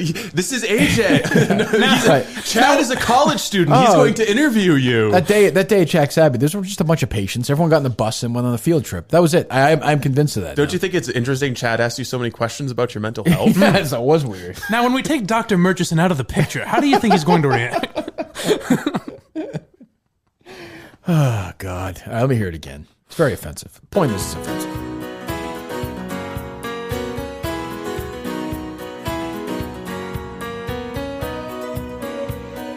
There's a patient at McLean. Jesus. Lives in a world all of his own. Broadcasts to no one every day. He thinks his show's a microphone. He made up stories deep and wild. Told me his co-host could not see. Said his producer was from Maine. It was just a mop he called Big Steve. He would not believe us when we told him his mother and father had disowned him. Said Dave would go do-do-do-do-do. Kirk, I'd say you're at McLean, this'll always be your home. This is a great one. This is good. I walked into his room one day. He was bundled up from head to toe. I asked him why he dressed this way. He said, ice fishing I must go. He jogged in place near every day. The only thing that calmed him down. Then dripping sweat he'd turn and say, some guy named Bob was going down. He truly believed he ran a podcast. He dialed prank calls into an old hat. Said Dave would go do-do-do-do-do. Hey, I'd say you're at McLean, you're never going home. Oh. This is your home. That's great. There was a day he seemed upset. Oh boy. I witnessed something very strange. He closed his eyes and took a breath and jumped in front of his model train. Of all the anger I've observed, there was one thing I thought was great. From their bowl they made him smile. His two goldfish, Harry and Kate. He challenged them all to a game of tennis. So Dave would go do-do-do-do-do. Kirk would say, this is McLean, it will always be your Oh, that is funny. That's one of my favorites, though. That's awesome. Oh.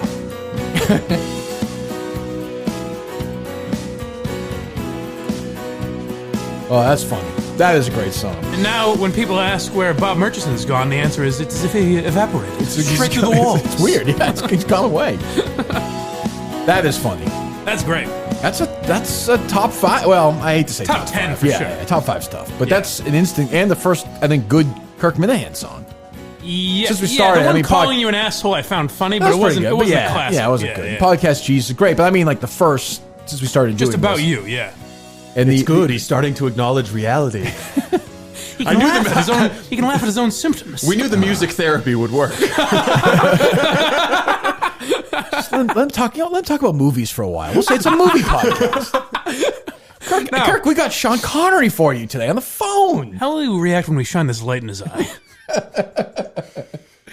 Oh, that's funny. That's a good concept. That's very funny. It's by the people who did Steve Murdered Me. Oh, really? That is a talented. That's a duo, right? Yes. They're going to be in Maine. They are, yes. They've already got their accommodations. That's an unbelievable duo. Are we going to get at the live show that night maybe a surprise song or two from them? I would hope so. Let's yeah. hope. Yeah. Good. Jesus. Good. Jeez, that's funny. That is funny. We can't have anything that good today, right? Anything else? I can't imagine. Song wise.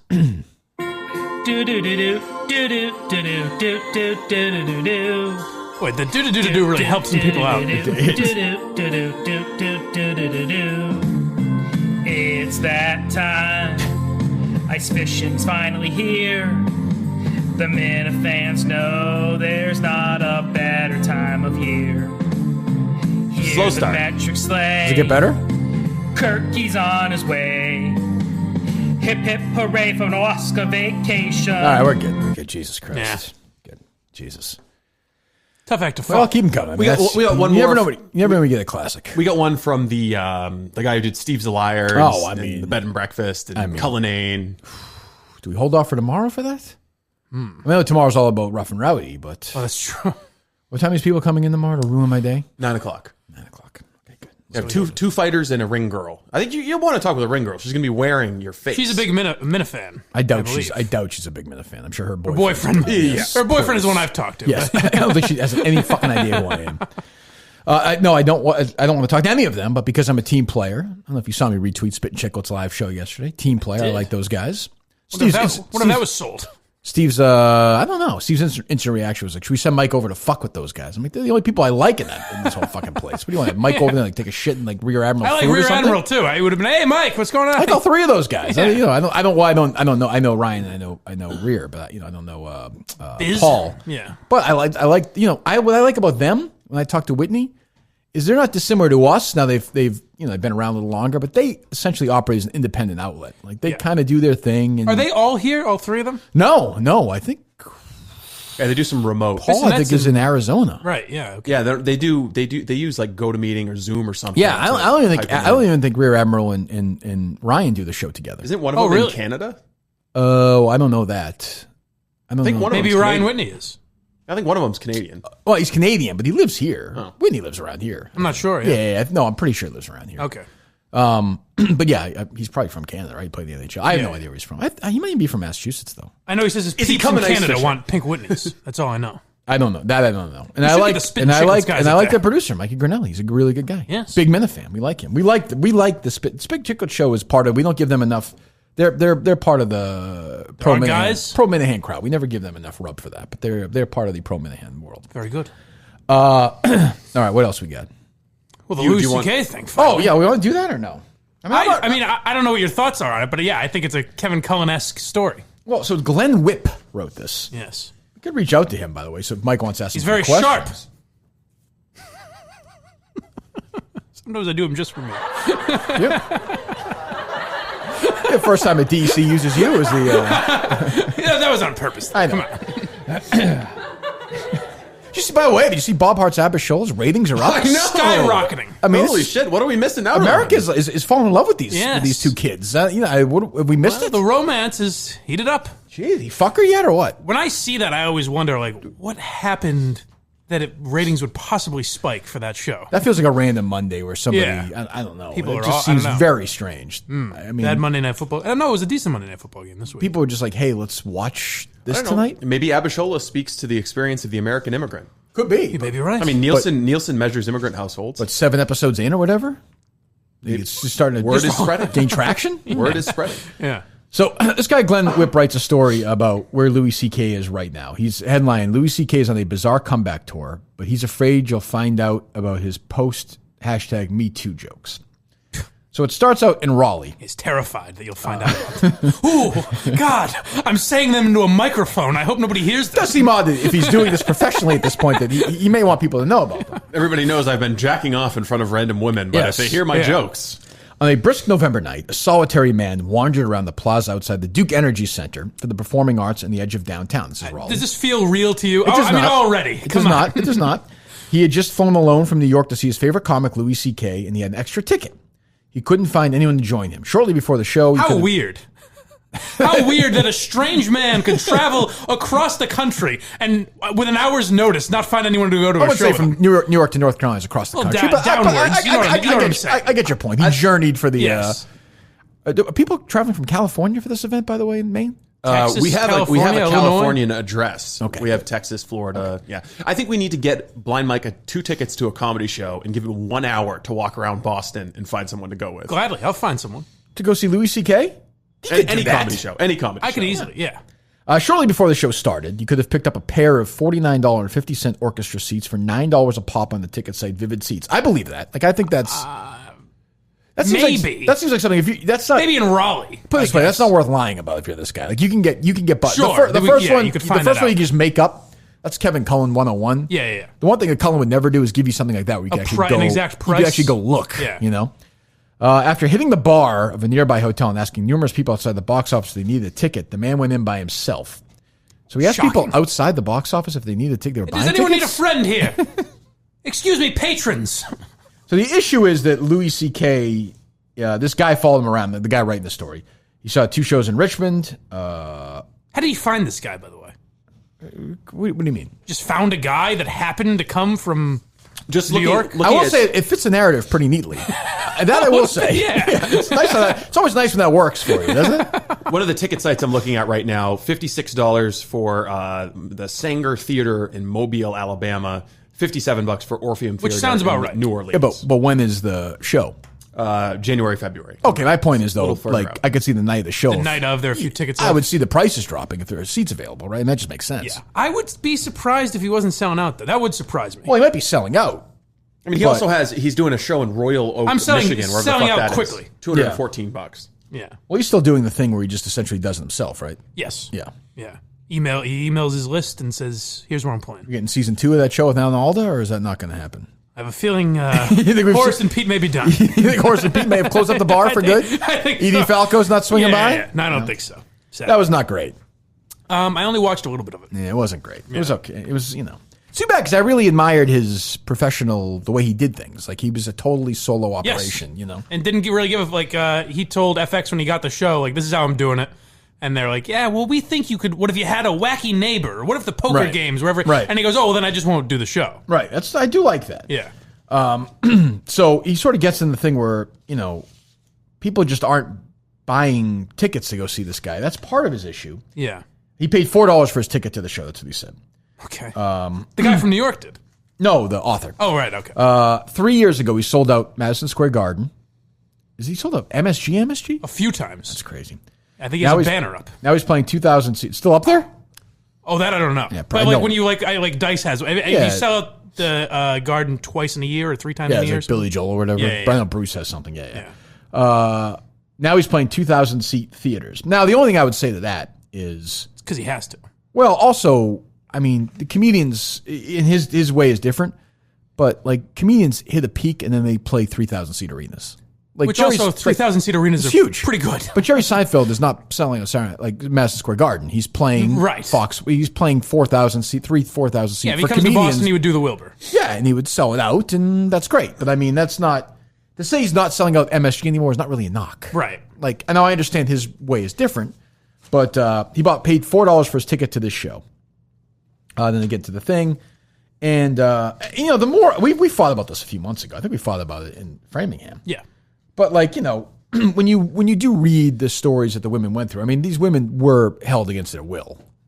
I mean, they just were. I mean, this Julie Wolkoff wrote her thing. She did not. I had not seen that one. She before. did not actively. She put it this way. You think she wanted that to happen? Right. Yeah, she wasn't physically held against her will, but there are power structures in place that made it so. But there's he also. Well, I mean, if Matt Lauer locked the door, he also stood in front of the door. There's also an element of you're getting one side of the story. Like when she says the pleasure for him was the horror on my face. It's like, well, that's your perspective. I don't know that that's necessarily the case. What do you think the pleasure was for him then? I don't know. I like have there no are women. idea. So I mean, he stood and closed the idea. door, and masturbated in front of them. Do you think they were really enjoying it? Evidently not. What do you think? No. I'm asking. Do you think they enjoyed the process? I don't know what led up to that, but no, I would guess not because I wouldn't particularly enjoy it. Why is it difficult for you to say this? I know you like his jokes, but he's a creep. Because when I hear a lot of these stories, I don't look at him as a predator in the sense that Harvey Weinstein or Nobody Bill Cosby said that. were. I didn't say that. I know. But I'm saying that's what a lot of he people is a say. predator, though. I mean, O.J. Simpson's not Hitler. Right. But I just look at it as inviting someone back to your room, them staying. I look at that as different than... Well, Harvey Weinstein invited these women to their room. They stayed. Did he, though? Yes. Yeah. A lot of them were in his office. And a lot of them were in hotel rooms. I guess. He'd come out in fucking his bathrobe and shower. And again, I mean, I would agree. I think see what you're saying. There's just something different to me about I'm not a big fan of ranking these things. I'm going to take a shower. You sit there. Obviously, you want to rank like an asshole. You want to do a draft? We can do a draft. Like I would draft Cosby and Weinstein in the creep list before I would draft Louis C.K. Well, that's my whole. I'm granting you that. My thing is more in this article. He says after saying he would start listening, he only took 9 months off, and it's like, well, how? What's the amount of time that would prove he listened? Well, I think his larger point, which he should have made, is it doesn't seem like he really did listen. He took time off, and it probably hasn't changed a lot. I don't know, he worked on his set, and he's like, well, now that it's out in the open, I can make fun of it. I don't know if that's true. No, I don't either, by the way. Because we haven't gotten to hear his thoughts on the issue yet. Because no one lets him, because everyone attacks his shows. Well, I mean, I'd be happy to have him on. I'm sure Joe Rogan would be happy to have him on. I'm sure. I think he'll do Rogan eventually, or Maron, one of the two. I mean, he's welcome to do it, and then, but I mean, that'll be a soft landing spot, I would guess. Julie Wolof, one of the 5 women who accused CK of sexual misconduct, responded to the comic's assertion on Tuesday. What he did was not with consent. We never agreed nor asked him to take his clothes off and masturbate to completion in front of us, but it didn't matter because the exciting part for him was the fear on our faces. Yeah, that's the first time. Most of the other stories I've heard, they themselves say, like, he asked if he could do it. We laughed uncomfortably and said yes, or whatever the story is. Right. That's a different story than I've heard. So you're saying the women are liars because they're changing their story? No. I'm saying that particular woman I have not heard from before. Yeah, I mean, part of his act has always been about masturbation and whatever, and that's fine. Yeah. But it's I don't know. So it's to me sort of an interesting debate. Like, I mean, I think he's a creep, but does that mean that? He should never be able to work again. If people like his comedy, should they not be able to go see a show? Right. And if they go to a show, should it be written a lie that people are afraid? Like I was at one of the events that he did where people were afraid. People felt like they couldn't leave the venue. Well, it just wasn't the case. I thought what he said was because he had people zip up their phones, he was afraid if people find out. No, about that's because his material started getting leaked online illegally. Yeah, that's what I'm saying. Like Chappelle does Jon, that, yeah. Jon Stewart. Rogan does it. Yeah, that part's stupid. Like, that part is he wrote that. And that's like the headline of the story. Right. He wants to feel like he can't leave. Yeah. But the argument for me is like, should that. Should you not go see him do comedy? I mean, I don't know. Maybe does he get a lifetime ban? Would you go to a CK show? No, I wouldn't. I think he's a creep. But I mean, I've also never thought he's that funny. So I mean, I mean, he's okay, but I think he's been overpraised. But am I going to go? What's that? No, go ahead. I would say if you don't want to see him, that's fine. Don't go and write an article about how you went by your own choice. Well, I know, but felt like you couldn't leave. But I think there's a story there if tickets are like $4 or $2, and he used to be the biggest comedian in America, and now it's that. To me, is an interesting story. Yeah. I'm on board with that. Like, but almost how much does it really say given the location? You know. I don't know. I mean, Raleigh. Well, that's the other thing is if he played Raleigh 3 years ago, what was the situation? It would have Like sold out. He doesn't give you any. Yeah, I know that, but he probably doesn't give you any context. It's right. Oh, He did right. a shitty Has job. it ever been? Yeah, have tickets ever been lower? Was it a soft market? Like, for instance, Bruce Springsteen. Right? I'm just giving you because that's what I know. There are markets like Raleigh would be one of them, Oklahoma City, where you can get a ticket the night of the show. If you go to Boston or New York, No chance. It sells out in 3 minutes. Yeah. Like you'll sell Gillette twice in 8 minutes. There are certain markets of the country that are softer for different artists and talents. I mean, that's always. I think if Louis came to Boston, whether it was Laugh Boston or the Wilbur or the Wang Theater or He'd sell whatever, it I out. think he'd sell it out in less than a day. Now he would not sell out Madison Square Garden today. No, those days are over. But that's not really even a knock. Like he might not even sold it out today anyway if this hadn't happened. Like after a while, you just stop being able to compete. People have seen you. Yeah, you're not the thing anymore. Yeah, you're just a good, solid, really good comedian who plays 4,000 seats. Not many of those who can sell out 3,000 or 4,000 seat arenas all over the country. So I don't know. And he's sort of done, in a weird way, like he sort of has done what we do, which is, have our little world and pocket and send it out to people. And, he's in the past, he's never worried about outside forces. Yeah. Now he has to worry about that, I guess, a little bit, but I guess he also doesn't, he still doesn't care. So just the thing that annoyed me about the story is the idea of, well, I found this guy that came from New York and I don't believe couldn't that. find a single soul to go with, and which makes me not believe any of it. I don't believe that he bought a ticket for $4, But I've which also, he might have, but I don't. But also, he may have been telling the truth. But I've been to concerts before where there's a guy by himself. Again, that's your ticket. You're like, well, I don't want to fucking sit I'm with all you. set, yeah. Yeah, I'll go buy it. Happens outside Fenway all the time. Yeah, like I don't want to hang out with you. And why'd you buy? What happened to the other ticket? Who was supposed to go? How do I know that you didn't just photocopy something or make a fake? Yeah, you're selling me a counter or whatever. It's a weird story, but I think it's interesting to see. It's another Me Too casualty, and he deserves it. But he was selling out huge arenas, and now, I don't know. Now he's a pariah. And now it's the LA Times. It's a clickbait made for the Me Too era. It's like another, it's like something they read and they say, yeah, the bad guys are losing. Right. My whole thing with Louis is I'd like to hear his side of the story, and I think he'll have a very interesting perspective on it in stand-up form or in interview form, whatever. But he's not. They're not allowing that, which bothers that's me. not true. He can go anywhere and say whatever he wants. He's never commented on it. Yeah, I mean, I totally disagree with that. He can go on any podcast in the world today if he wanted to. We're going Conan. But they tell his stories. They say he shouldn't. He could do it on his own Who Twitter says that? account. Everyone. Well, so what? Every still time do you do it. the show, it's not time. You're not ready yet. But you're saying that he can't. He can. He could go. If he's as independent as he says he is, do it on your but it website. would be trashed and spun in a certain direction. And Okay, that's different. But he can do it. Yeah. I won't believe him. I think he will eventually. But what's he going to say? I mean, what's his defense on this one? I don't know. I mean, how do you defend, that story? And by the way, like he didn't even really deny it when it happened. So I don't know. Maybe he had. I don't know. We don't know the relationships he had with these people because a lot of them were comedians that he knows from comedy. Well, I know, but which makes it. I think it makes it different than the Harvey Weinstein thing. Why? Because Harvey Weinstein. The last time we got in this argument, it was like that he's in a position of power, which I don't think he was in 2004. Yeah, but some of them were more recent than that. Not very much. I don't know. I think if you're the and by the way, it was known for years. I mean, like people had talked about it online for years. That's the other thing that bothered me is with Louis, it was always that story was. I knew that story for years, right? And everyone always said, "Boy, I hope it's not worse than that." Like I hope nothing worse comes out. And then one day we just decided, that's good enough. We'll get him for this. Yeah, but I mean, he did it though. I mean, those women. I understand. I just don't think it's a life sentence type of offense. Okay, so what if Alba and Mama Geary are in a room together and Kirk Minihane walks in, stands in the doorway, takes off all of his clothes, and starts jerking off, staring at them? I'd say, did you get up and leave? Like, why didn't you leave? So you'd blame them? No, I would ask why. Was he forcing you to stay? They told you that they felt uncomfortable. Because maybe they're putting your job. I could see that. I could see that happening. No, yes, it happened. It happened at Jack's Abbey. I could see that. I wondered why they seemed different. I could see that paralyzing women with fear. Being like, well, this guy's stronger than I am. If I try and get out, what if he slams me down? I don't know what it's like to be me? in that situation. I understand. And it's not a situation that they get to It's a weird hill to die on, Mike. I don't know. I'm dying on it. I feel like you got to say this guy is just a creep. I mean, you can like his comedy, but he's also a creep. Yeah, I don't know. I've heard. You don't know he's a creep?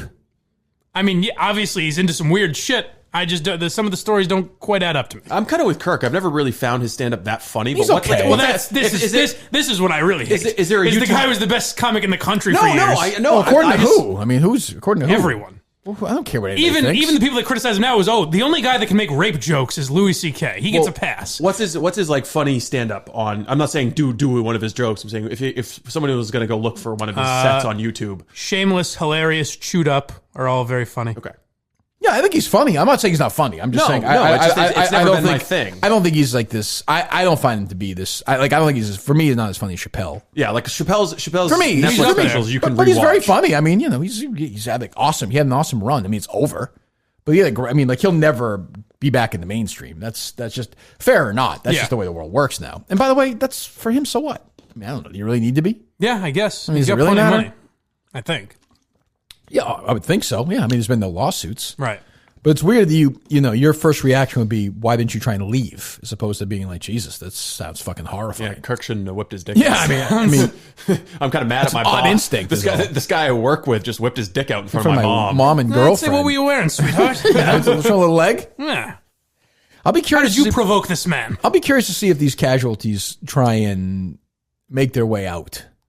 Meaning what? It's been a few years You mean now. CK, Spacey, Lauer.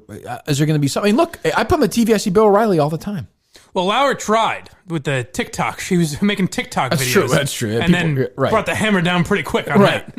Like Bill O'Reilly paid $40 million worth. That was money. mostly harassment.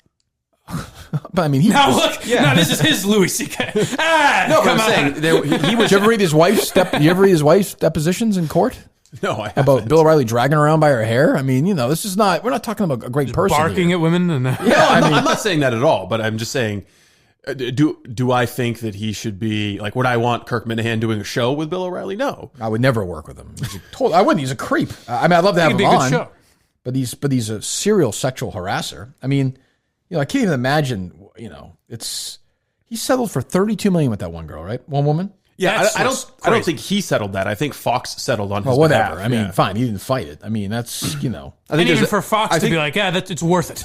I think there's a total of like $45 million worth of settlements associated with him. Jesus Christ! But you got to think he was the biggest guy in network news, the most eyeballs just 5 years ago, and so he was a cash cow for Fox. So they're going to spend money to protect him. And also, I've heard stories about him being harassed as well.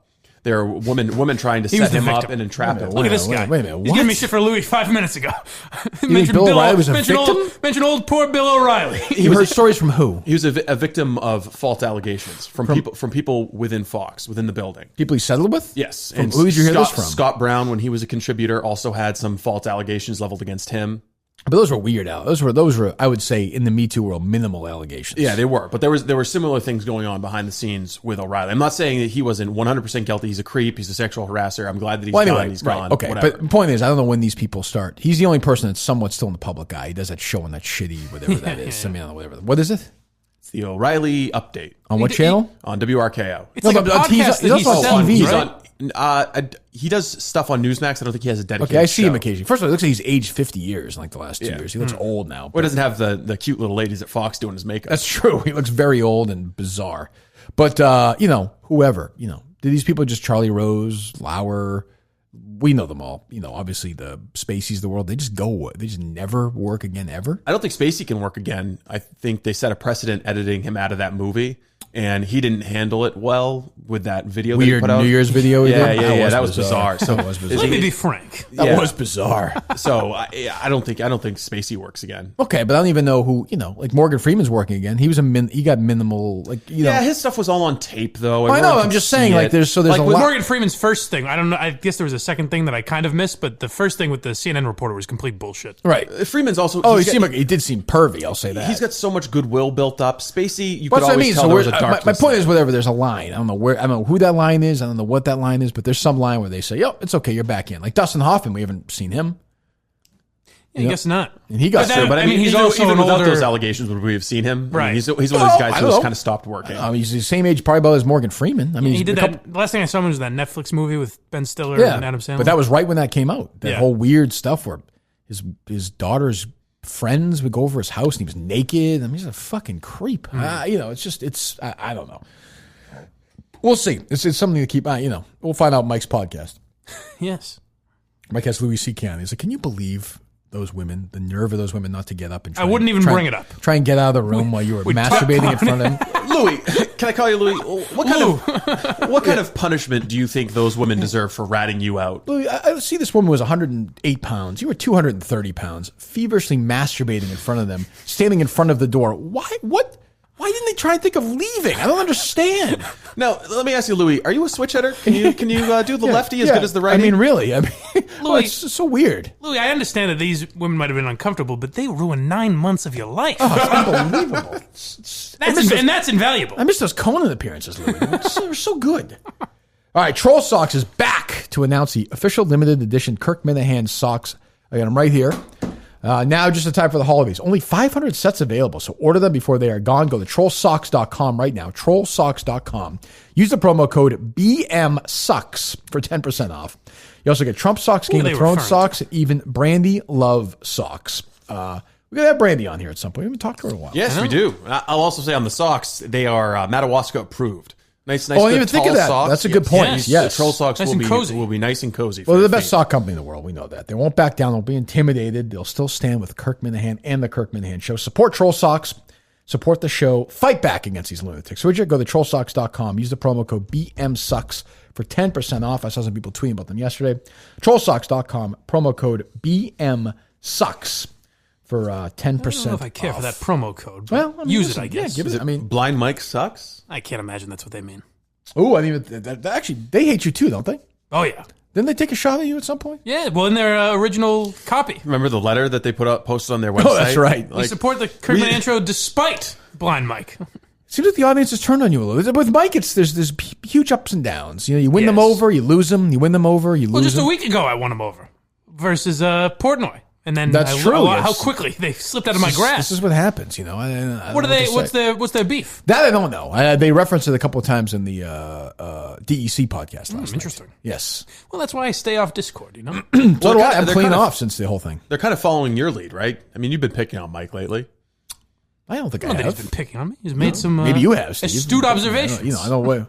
All right, if we want to call them astute observations, I think they. You, on the other hand, have bullied me. Okay, right. I call him Mike. You call him Blind Mike. That's ridiculous. true. I use his stage name when we're performing. That's fair. I will call him Mr. Geary from now on. Thank you. For this live show in Madawaska, will it be like it was at Jack's Abbey? Or are we going to do a show? Like, are they going to be able to hear everything? Because there was some hearing. Yeah, we're going to have a PA system. Oh, we are? Oh, yeah. Interesting. Okay. It'll be intimate, but we'll have speakers, yeah. Steve is all excited. Texting me with appetizers yesterday. He is very into this event. What do we got for apps? I fucking told you guys I want to run a bed and breakfast someday. I'm aware. We kicked off the whole thing.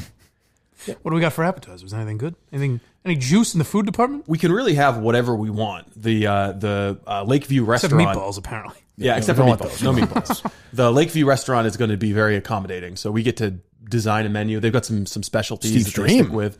Yeah, no, we'll have. I'm going to go classic American comfort food. Let's not get too eclectic, okay? Classic American comfort food is what we're going for. Such as? I said yesterday baked ziti. I like that. There'll be the spiral ham. There'll be a veggie option. It'll be a well-rounded meal. Nice ham Italian? Spiral ham. Yeah.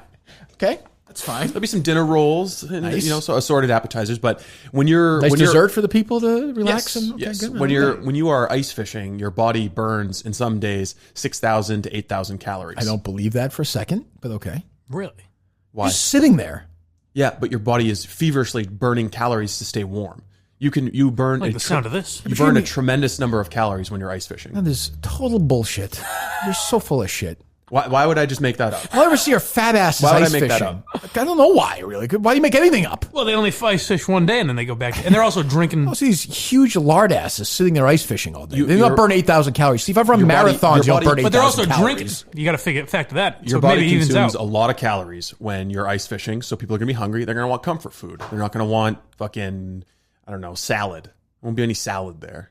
It should be a salad option for people. Fucking cheese and fat. That's fine. I have no problem with that. It's a nice night to be gluttonous and enjoy. But the idea that you're burning 8,000 calories ice fishing is the stupidest thing you've ever said. All right. Well, you know what? People are going to look it up, and then you're going to look like a dummy. So I'm right. Off to handle that. Won't there be egg on your face, dummy?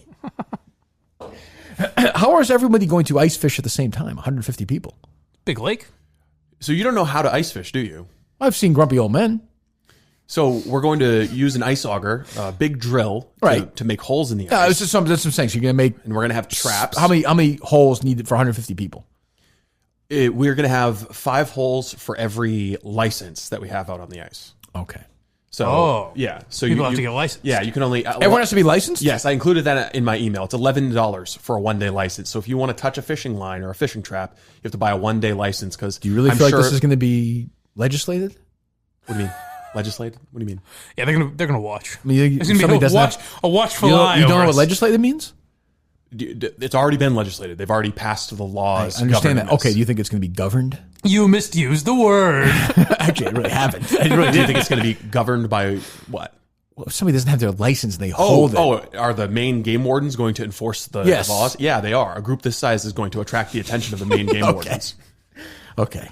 Now, if the game wardens come over there while someone's ice fishing and it gets more intense, will they burn even more calories? Like the tension, will that cause them to burn more calories or no? Yeah, I mean, if there's like physical exercise, yeah, so you could almost burn 10,000 calories. The thing about the Maine game wardens, you lose 40 pounds on this trip.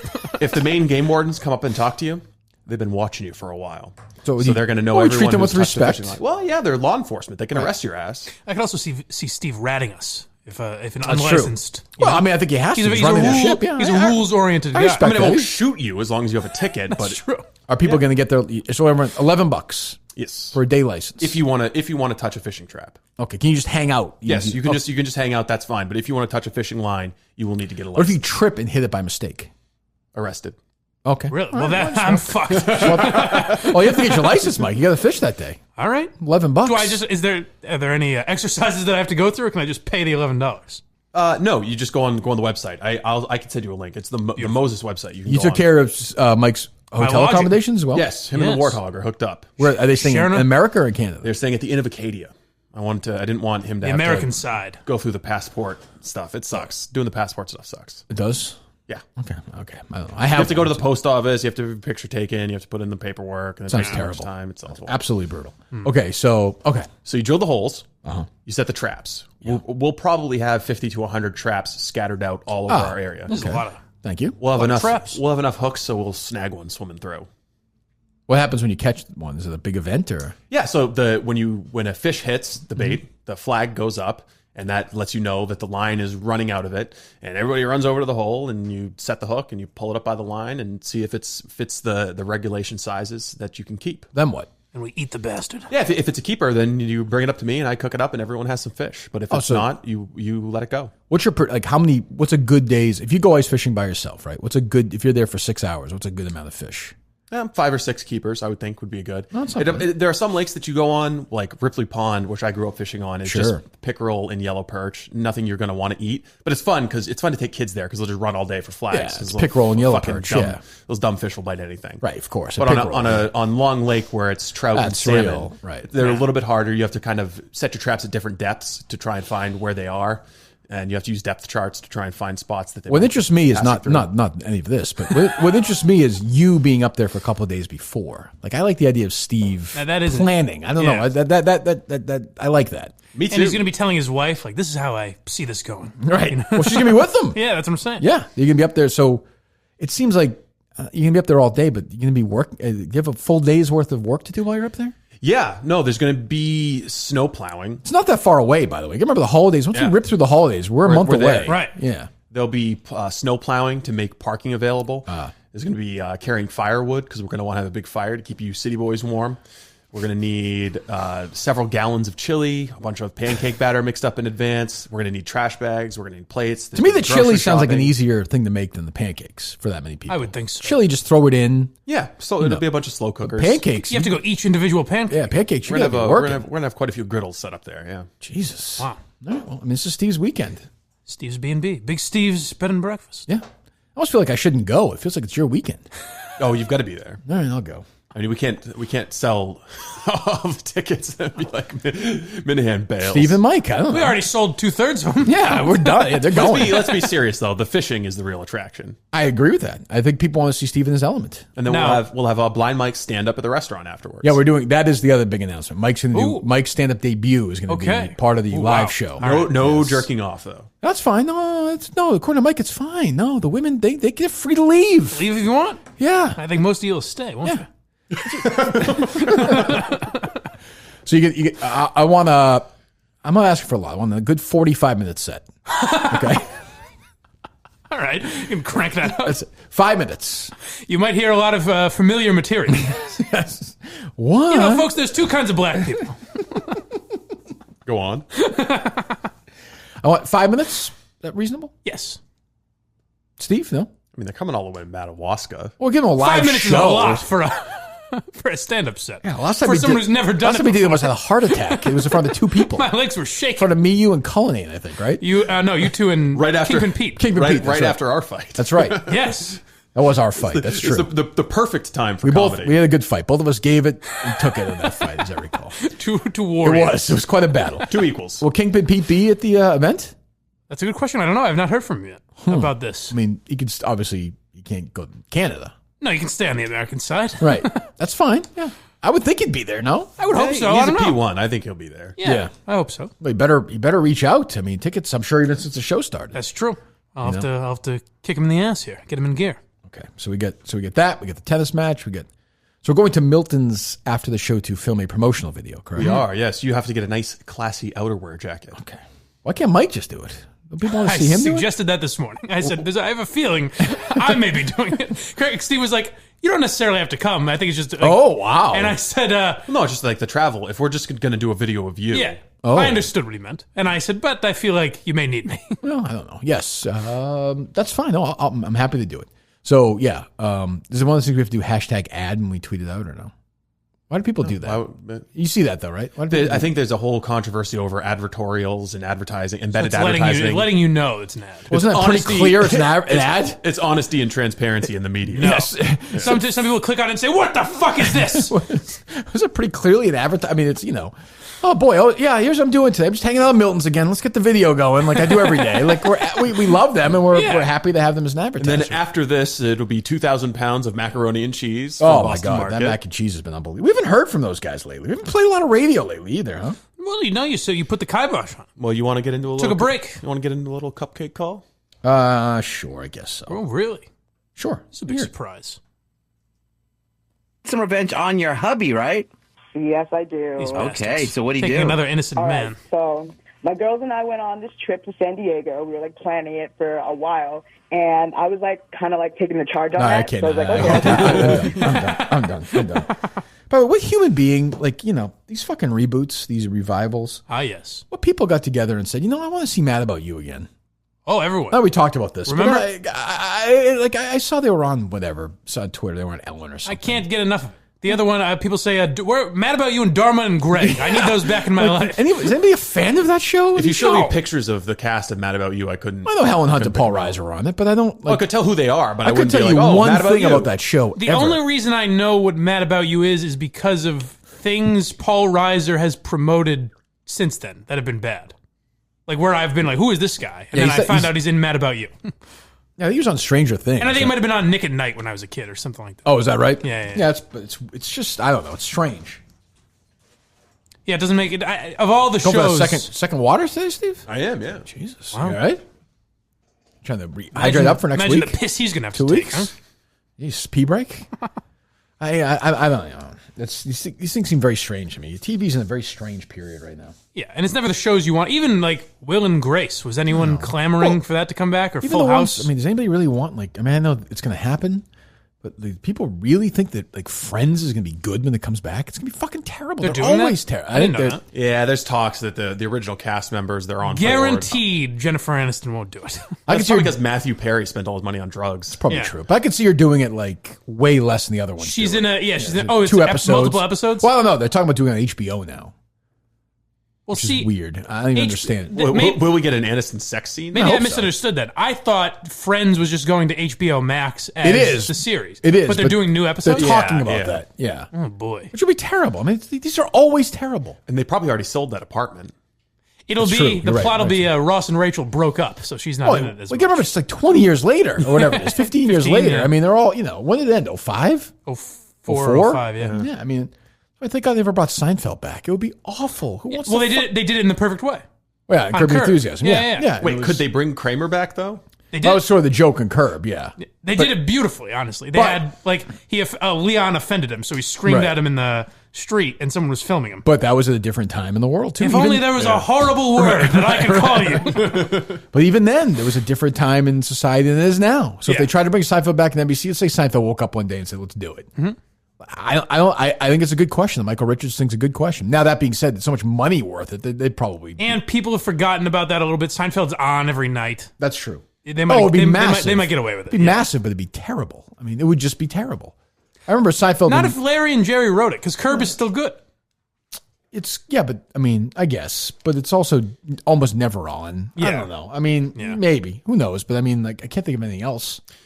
What's Jason Alexander been doing other than just like wacky tweets? He had like 5 terrible sitcoms. Yeah, he does a few sitcoms every year. That they didn't work. Julia Louis-Dreyfus, has had a good career. She certainly doesn't need to do it. Yeah. Right. And Seinfeld seems like he's doing fine. So, and Larry David seems like he's doing fine. So I'm sure it won't happen. But I always wonder, the clamoring for it is strange. Why do you want that? It's not going to be good. I think there's a lot of nostalgia. More. There's a lot of nostalgia. Well, watch it every night. You can watch it every night. It's great. But then you pair that with the anticipation of waiting for a new episode of something else, and you're like, oh, wouldn't it be great if we got a new Seinfeld? Right, there's a whole bunch of people, like my sister. Friends was an event. They'd all get together. They'd sure, watch I get that. It, It's like, I was excited for the Breaking Bad thing, and that sucked. Yeah, and it sucked. It was okay, but it was like you're sort of... It was fine. But even that was different. It was different. Like if they did a story...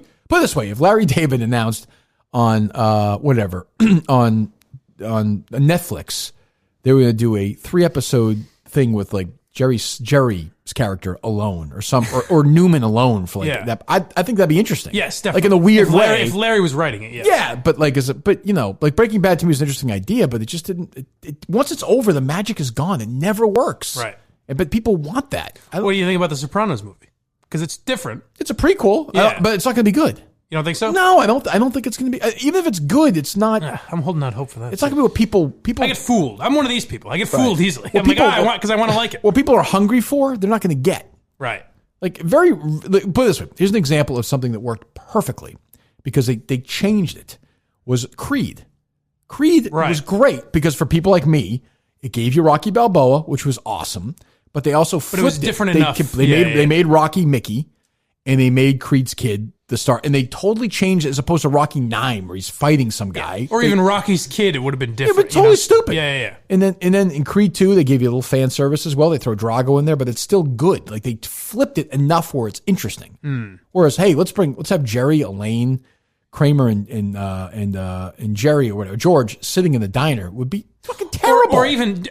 The idea of Friends is worse because Friends was like a Seinfeld ripoff, a moderately funny sitcom. It's not this classic like, oh my, I can't believe the writing of that show. Right, there are these shows where people like, The West Wing, which I liked the first couple of seasons. People are like, oh, they got to bring back you should bring back the West Wing. Yeah. Well, why? Like, how are you going to do that? Like, what world is that going to work?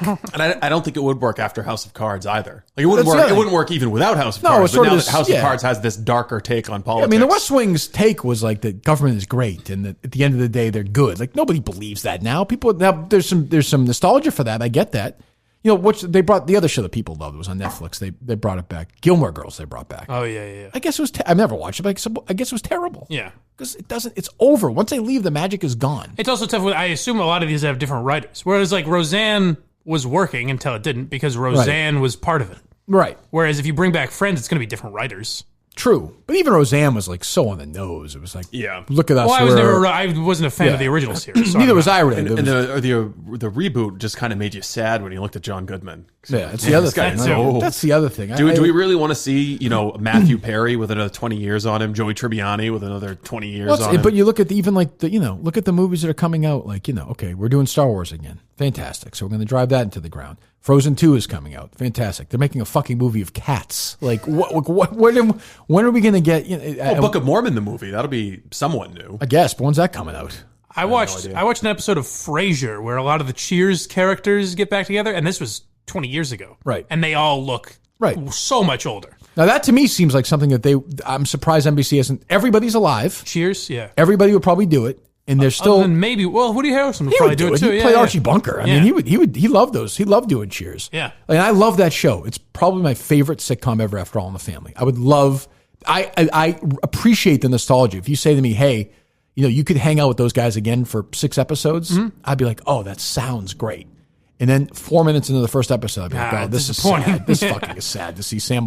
Like, Sam Malone would not be doing this. He's 70 years old. Like, Right. Woody He's would not have chasing tail. why is Woody still bartending? You know, Yeah. he's 60 years old. There's Should have been some career advancement. The show ended with Woody being mayor of Boston or something. That so was they the have to thing. find some Right, way to get him yeah. back in the... Which Right. would be even worse. And Kirstie Alley's a nut. And, Yeah, you have fucking, I mean, Cliff should be retired. Norm looks terrible. George Wendt is still sitting. I don't know. I mean, I understand that. Like, I love hanging out in, like, watching them and All in the Family. Like, I love that.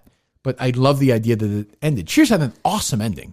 Yeah. And a great ending. Yeah. Sam said they're closed. He waved to the guy, turned it, and they were done. It was awesome. It, to me, is my favorite sitcom last minute or two of any finale ever. But I could see them wooing them back. Then they'll do it. Another one's The Office. People are dying for The Office to come back. It would be so... Remember how bad The Office was at the end? I'll say this. I like the idea of The Office if it's totally...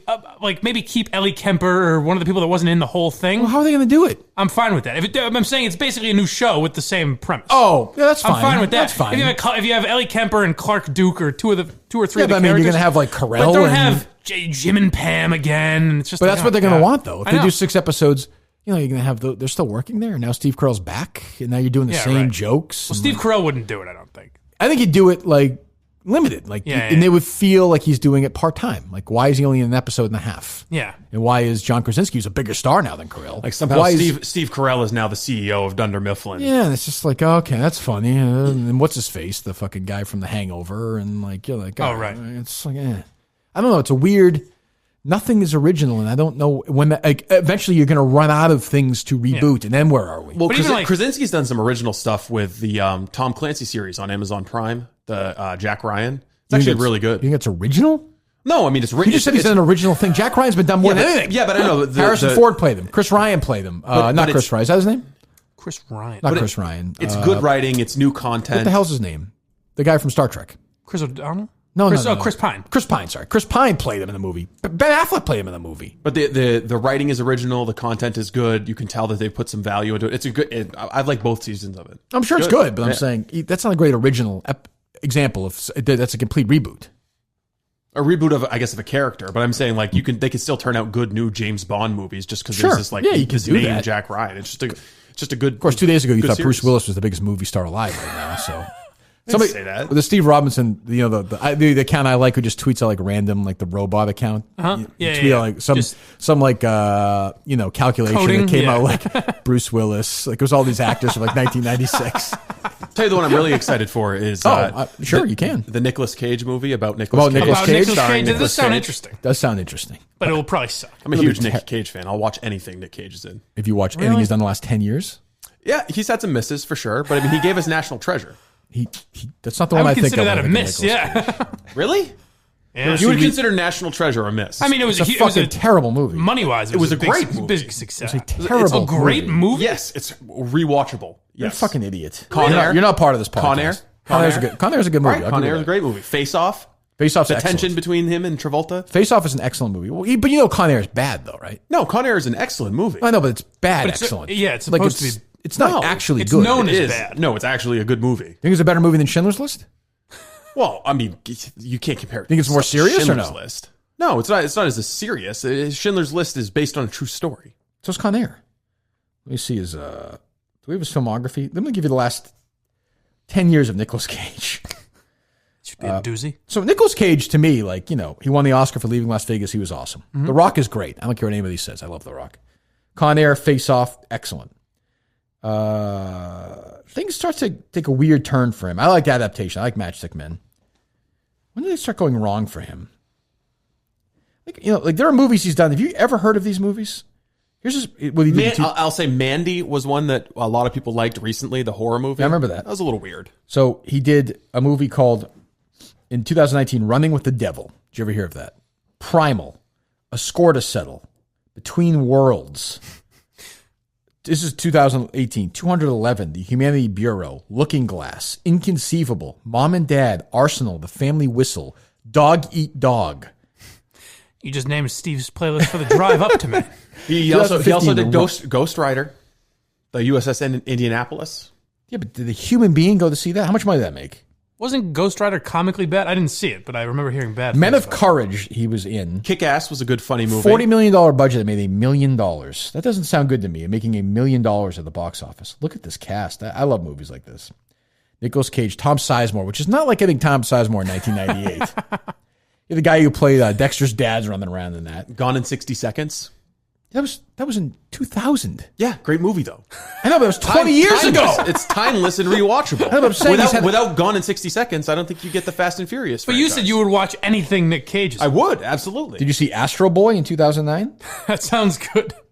I think I might have watched it. I'm not sure. Did Could you be, see, could be not necessarily one of his more memorable performances. But look, every great artists. Did you don't see Pay always the hit home Ghost runs. in 2015? Don't think I've seen Pay the Ghost. No, It's not really. He's done a tremendous amount of movies straight to on demand too. I mean, I know he's had a lot of money issues too. Did you see The Trust? Well, in he likes to buy like $22 million bottles of wine. Yeah, skulls of old. He did the movie in 2016 called The Trust. The film stars Nicolas Cage, Elijah Wood, and Jerry Lewis. What the fuck? He's an artist. He's a little quirky. He does some things that are just passion projects, not necessarily huge hits. I agree, but I think he has lost his way a little bit. That's all. I'd like to see a comeback. I The agree. Nicolas Cage of Leaving Las Vegas and Peggy Sue Got Married and Moonstruck. Why I'm excited for this new one. There's an episode of the show Community where one of the kids takes a film class and the assignment is Nick Cage talented? And he loses his mind and becomes Nick Cage. It's a great question. But is he your favorite actor, Steve? I would say so, yeah. Really? Are you going to do a Nicolas Cage episode on the movie podcast? I could do that, yeah. Okay, good. I'll win people over. Who's your favorite? National Treasure is legit a great movie. It's legit a That really is not a stupid great movie. movie. And really boring. Con too. Air is an awesome action movie. I agree. I don't have It's a a problem with that. story of redemption for an ex-con. Kingpin Pete would be with me on I understand. Con Air. I'm with you on Con Air. that I No believe. one's fighting you on Con Air. Con Air is a fine film. Malkovich, Cusack, good cast. There's National also Treasure, I just seem it's So kind of a boring. cornball. there's Yeah, also so the one Next, the one where he is like predicting future like huge disasters. It's a pretty good movie with a sci-fi twist. Okay. Did you ever see Moonstruck? I don't think I've How seen. about Leaving Las Vegas? He won the Oscar for Yeah. it. You saw that. He's excellent in that. It's a great Yes, performance. That's what I'm saying. He's got a bunch of really good movies. You see Adaptation. Raising Arizona. Raising Arizona is a great Nicolas Cage performance. Probably my favorite one. Good one, Mike. There you go. I like Nick Cage. What can I say? Who's your favorite actor? Gene Hackman. What I mean, has Gene Hackman never been in any duds? Plenty. Okay, Plenty. so then we agree. No, but he didn't have a 20-year stretch of bizarre movies that literally no one went to see. My guy's had no duds. Leo. That's gutsy. Good take. I'm just saying, it's my guy. I think I've heard that before. The fucking Yankees are your favorite. So I don't team. like Nick Cage. Jesus. Nicolas Cage is a good actor. All right, so you liked Welcome to Mooseport? I did not, and I don't like the fact that's his I don't like the fact that's his last movie. Either. But he was also like 78 when he I did will it. say Behind Enemy Lines was good. Ray Romano's follow-up hit to Everybody Loves True, Raymond. true. The Royal Tenenbaums. Do you Excellent. like those movies? He's excellent in that Who's the director on that? That's Anderson. Wes Anderson. Wes Anderson. Yeah. I Do you like all of Wes don't like Anderson? all of his movies, but I like that Yeah, one. I like most Wes He's Anderson. purposely quirky, a little too quirky for my taste, but I love that movie. Heartbreakers. That's not a bad comedy. Jennifer Love Hewitt in her prime. It's worth watching. The Mexican. Another great movie. He's got a Sounds- very small role. in I'm that. guessing I've never seen it. I'm guessing it doesn't hold up. Is That's that with Pitt and okay. Julia Roberts. Enemy of the State was good with Will Smith. Yeah. Yes, he's excellent in that. Yeah, 1998. He's 90 years old. What do you want him to do? The Chamber. Chamber's terrible. Extreme Measures. Terrible. The Birdcage. He's funny in that. It's a huge hit. Get Shorty. He's great in that. Great in that. The Quick and the Dead. Not great. Western with Sharon Stone. Not my favorite. Wyatt Earp. He's a very small role in that. Has a beard. Geronimo. Also has a beard, I believe, in that. The Firm, I What's the think, is significance good. of that? The Firm was like he a breakout film for I believe Tom he plays. Cruise. I believe he plays Avery Tolar in the film. Yeah. And he's excellent in that. It was not a breakout role for Tom Cruise. He'd been a fucking movie star for 10 years by then. He's the biggest star on earth, you idiot. It was in 1992. 1992. Risky That's what I Business said, was his it was breakout? After fucking Top Gun, it was after. I mean, he was a massive star at that point. You're fucking crazy. He was the biggest star on the earth. Class Action. Not my favorite. Postcards from the Edge. Small role in the Mike Nichols film. I stand by it. He was excellent in that. Loose Cannons. Not good. He's with Dom DeLuise in that. Not a good moment. For So him. basically, he's shooting under 500 right now. Well, he's old. I mean, you're also skipping over Unforgiven, which he won the Oscar for. He was fucking incredible in that movie. Your thoughts? What about the early Supermans? He's great as Lex. Did you see those Supermans with Gene No. Hackman? No. You ever saw them? He's great in that. You never saw those, Steve? No, I don't like watching black and white. They're not black and white. Never seen American History X? Good joke, though. Again, there's like Schindler's List. The Poseidon Adventure. Huge hit. Massive hit. Scarecrow. Great movie with Pacino. That's Conversation. Conversations with Coppola. It's a great movie. Zandy's Bride sounds good. Not bad. I mean, you're talking about He follows that up with Young Frankenstein. That's a Mel Brooks movie. It's a classic, you dolt. And he plays Blind Man. Yes, he does. He's blind in that movie. Yeah. Bite the Bullet. Again, they're not all hits. What do you want me to say? Gene Hackman. I'm just saying, you can go down any actor's list of movies, and you're going to find some hits. Gene Hackman has had a greater career than Nicolas Cage. Not disputable by ask. That is not even maybe a greater career. Is he as talented? No. Yes, he is. Yes, he is. He's the greatest American actor this country's ever produced, in my opinion. Yeah, I put him above De Niro. I think it's the guy who did Pacino, National Treasure. Nicholson. Yeah, but you don't like Cage. You like Cage for the wrong reasons. Why? Because he's a great method actor. You should like Raising Arizona Cage. You should like Peggy Sue Got Married Cage. You should like National Treasure Moonstruck 2. Cage. I like Con Air. Leaving Las Vegas Cage. I'm probably going to watch Con Air tonight. There you go. What's his name? Who's Malkovich? Cyrus the Virus? Yeah. I think Buscemi's in that too. You know what's a fun... I got American History X stuck in my head now, just because I watched it the other day. You know what's a fun exercise? My girlfriend had never seen it, and I said, it's Edward Norton's first comedy. Let's watch. It's a light comedy. That's dark. Did she turn it off after the first curb She was stomp? like, oh my God. She couldn't look at it. It's extreme. Poor Elliot Gould. I know. Took a beating. He did. But that's another example. That's a great actor. Yes. Not a lot of misses on his page, I wouldn't think. He's had a good career. He doesn't work a lot, to his credit. Ross and Monica, he'll be in the Friends reboot, I assume. Who's that? Played Ross and Monica's dad, Elliot Gould. I was talking about Edward Norton. Oh, okay. We moved on from Elliot Gould. Oh, it's true. Yeah, he played their Edward dad. Norton's had some misses lately, hasn't he? He had one with De Niro that bombed. That was a long time ago, though, wasn't it? You know about the guess. Score? Maybe That was like 20 years. That was 15 years ago. Oh, wow. All right. Fucking Marlon Brando's in that movie. I don't think that's what I'm talking about, though. Oh, was there another one? You could I think be right. so. You might be right. I thought he did one like 09 or 10. Oh, really? Maybe. Even that's 10 years ago. Yeah. We'll see. We'll cover it all in the movie podcast. Don't worry about it. All right. Nicolas Cage. I have to bring Conan in for the movie podcast. National Treasure? Yeah. What do you like on National Treasure? Just the idea, there's a map on the back of the Declaration of Independence. You get to save some treasure. Could you imagine? Did you travel? Did you see that movie in the theater? Did you leave?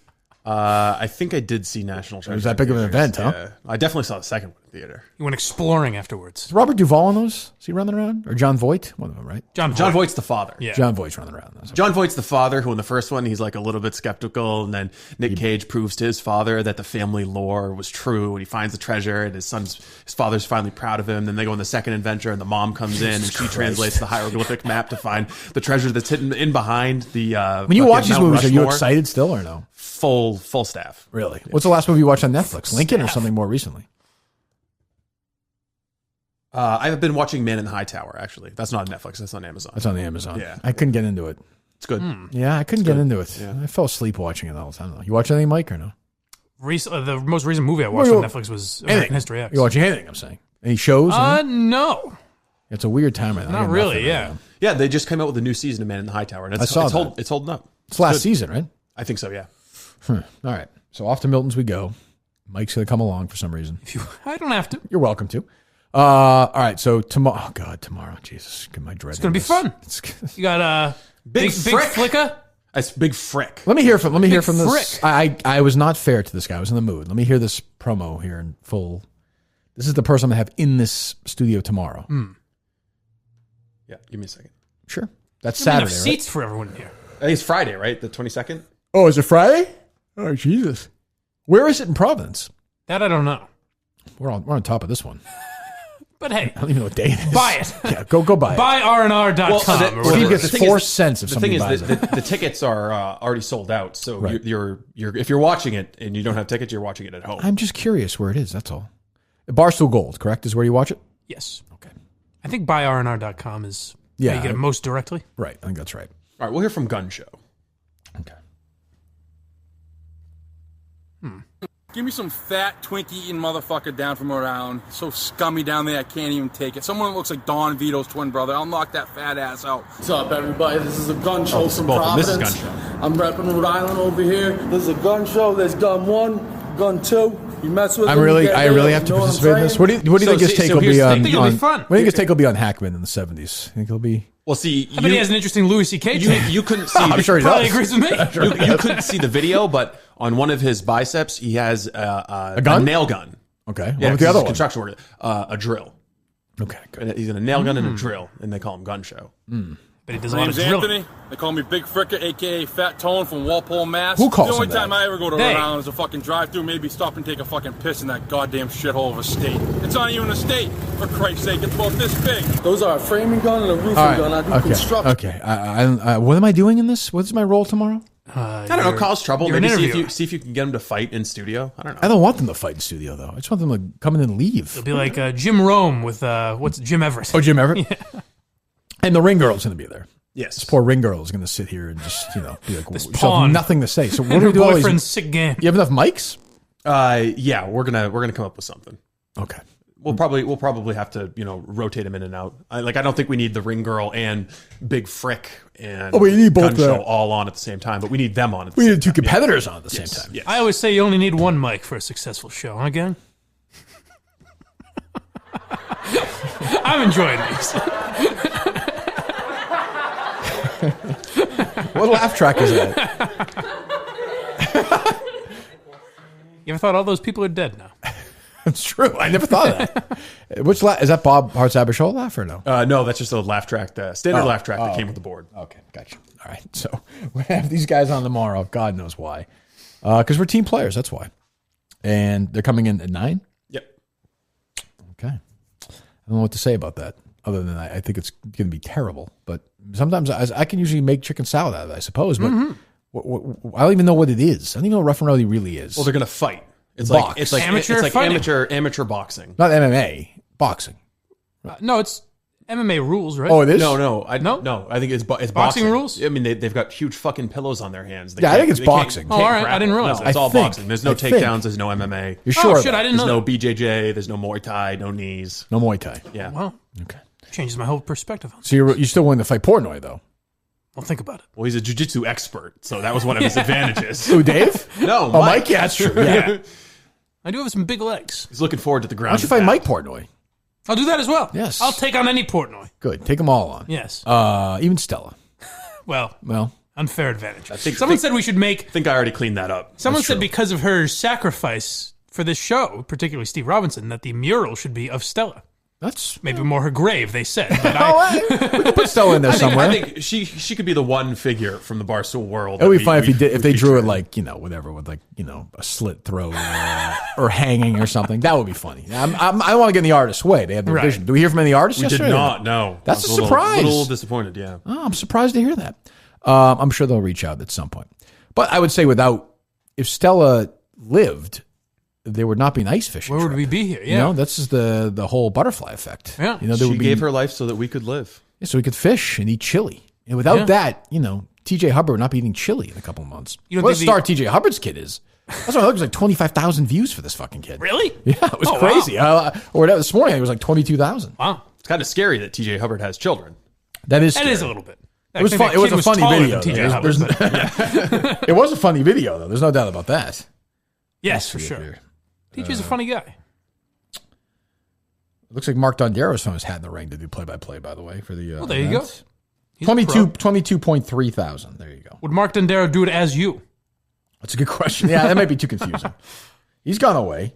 Yes. These people have gone away. Benenson. Yeah. Well, You know? Benetton. Some darkness there. That's true. No darker than DEC, though. When we started. No. darker than that No, fucking certainly psychopath. Jesus Christ. My poor mother. Or maybe she enjoys it. I don't know. Who's that? My mother. Maybe she enjoys the attention from DEC. I guess. And by the way, as we're talking, they announced a sequel to Joker's in development. Joker 2. So there you go. After Again, he said he would never do it. Never ends. $1 billion. Funny how that works. Yeah. They're going to pay him. Although that I can see that being Oh, a it's good a story. series. Yeah, Really? I can see that. Yeah. I really like the movie a lot more than you did. Yeah. Like, what's there I left? don't know. You guys' reviews have been so spectacular. I haven't even bothered to go Like, watch. what's there left to say? He's crazy. Like, what's now? He's crazy again for 2 hours? Like, what's. I assume now Batman. Now Batman's a Batman teenager? gets involved. Like, yeah. great. And then what? Like, I don't know. You really interested in that? Doesn't matter. It's going to happen. I'm not interested in those movies in general. I could see it being good though. I like the first one. Talk about having somebody by the balls, though. If he signed the one movie deal, you can't make that movie without him. No, He's going to get whatever he wants. $100 million Whatever the for fuck he this. wants. Yeah, That's crazy. the Robert Downey Jr. deal, perhaps. And I think he's going to win. I think he might win the Oscar for that. Oh, I can't think of anyone else that would. Well, I mean, we'll people see. say Eddie Murphy's in the running, I guess. But he's also got the PC factor working against him. You know, even though what's the new death count from the Joker coming out? Say 25,000, I think. Yeah. Well, he got the real negative one though. Worse than that. Worse than the shooting at the movies. Trump screened it and liked it. Did you see that? Oh, yes. Yeah. Once you do that, it's over. My concern with that also is, can we really give the Oscar to another white man? That's true. That's my biggest fear. It would be weird to think Hope that doesn't happen. if he wins, two people have won the Oscar for playing the Joker in the movie. That seems a little strange to me. And that'll be the second character. It would be Don Corleone? Don Corleone in the Yeah. Joker. Well, it's Brandon clear De Niro. the track we're on now is the anti-hero, right? It started with Venom, like after the Marvel Cinematic Universe. Now we're going on to like the Venom, the Joker. We're super in now in like origin stories too now. Like let's find out where this guy started and that guy. And I mean, Mike liked him more than I did, but I was never that interested. Actually, I find that more interesting. I'm more interested in the villain's rise than like a superhero. Yes, yeah, that's probably true. That's why I was always confused when Star Wars didn't like the only character people really care about is Darth Vader. Right? Why didn't they make a movie about him? They did. Not in the new ones, they didn't. Like after he becomes. I'm saying the Darth J.J. Vader. Abrams world. Why didn't they just make a movie about him? Like whatever. Just What's he doing his off day? Yeah, doing anything. Like people go see that. Darth Vader golfing in low gravity. I always wondered that, but like you could do a story about him for just a separate adventure. All people care about is him. They could, and I think $1 trillion. Like James Earl Jones' voice is a little old, but they don't even have to fit it into. He did The Lion King. They don't even have to fit it into episodal chronicles. They can just do like Rogue One. Rogue One, I think, is one of the best Star Wars movies. I might even see the best. Well, Rogue One wouldn't have. I won't get too into Star Wars world with you, but Rogue One was saved by the fact they threw him in. Like he wasn't in it originally. I think it works without Darth Vader. But I think for the box office, it gave it a huge boost. Huge boost. I think massive, it works. I think it works. Massive boost. I'm willing to say it's top 3 of all the Star Wars movies. That's gutsy. Save it for your next podcast. Save for your next podcast. Episode 2 of The Mandalorian was excellent, by the way. It was. You saw both? Yes, I've been watching them. Oh, you've been watching them. Per my review? No, I told you when you started saying The Mandalorian was good, I'd watched it as well. It is. It's good. You don't read those Star Wars books, do you? No. If I don't give a shit about Star Wars, would I like it? Or no? Probably not. No, I think it does stand on its own, but it's you set in that universe. Yeah, I mean, I grew up with that. I have nostalgia for that. Same thing, nostalgia. But once again, I saw The Force Awakens and I was like, oh, this is fine. It's not. The Force Awakens is a remake. Yeah. It's not too cheesy. It's not ripping on Jedis and Siths. It's like I would hate that. It's you don't want that. You don't want that. It's a sci-fi story that stands on its own. Well, it's got a little bit, like I said, it does have Yoda. It's got a little bit of Clint Eastwood. It's got like a Western feel to it. It's a guy who's space spaghetti Western. Yeah, which I like. That is in my motif because I have a softness. I'm getting back to nostalgia. Like I have a soft spot for that Star Wars stuff. All right. I'll go see Kate and I go see them. My fish Kate and I go to see these movies all the time. Yes, you do. My goldfish. Oh, Star Wars is real. That's probably the funniest line. Well, let's end with that. Let's hear that one more time. And we'll wrap things up. He deserves two runnings. He deserves a second play. That's a classic. It's also, I'm afraid it's real, so it's also that.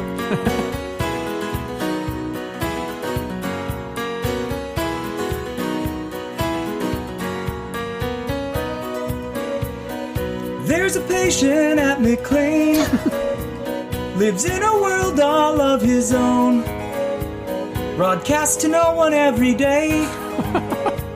He thinks his shoe's a microphone.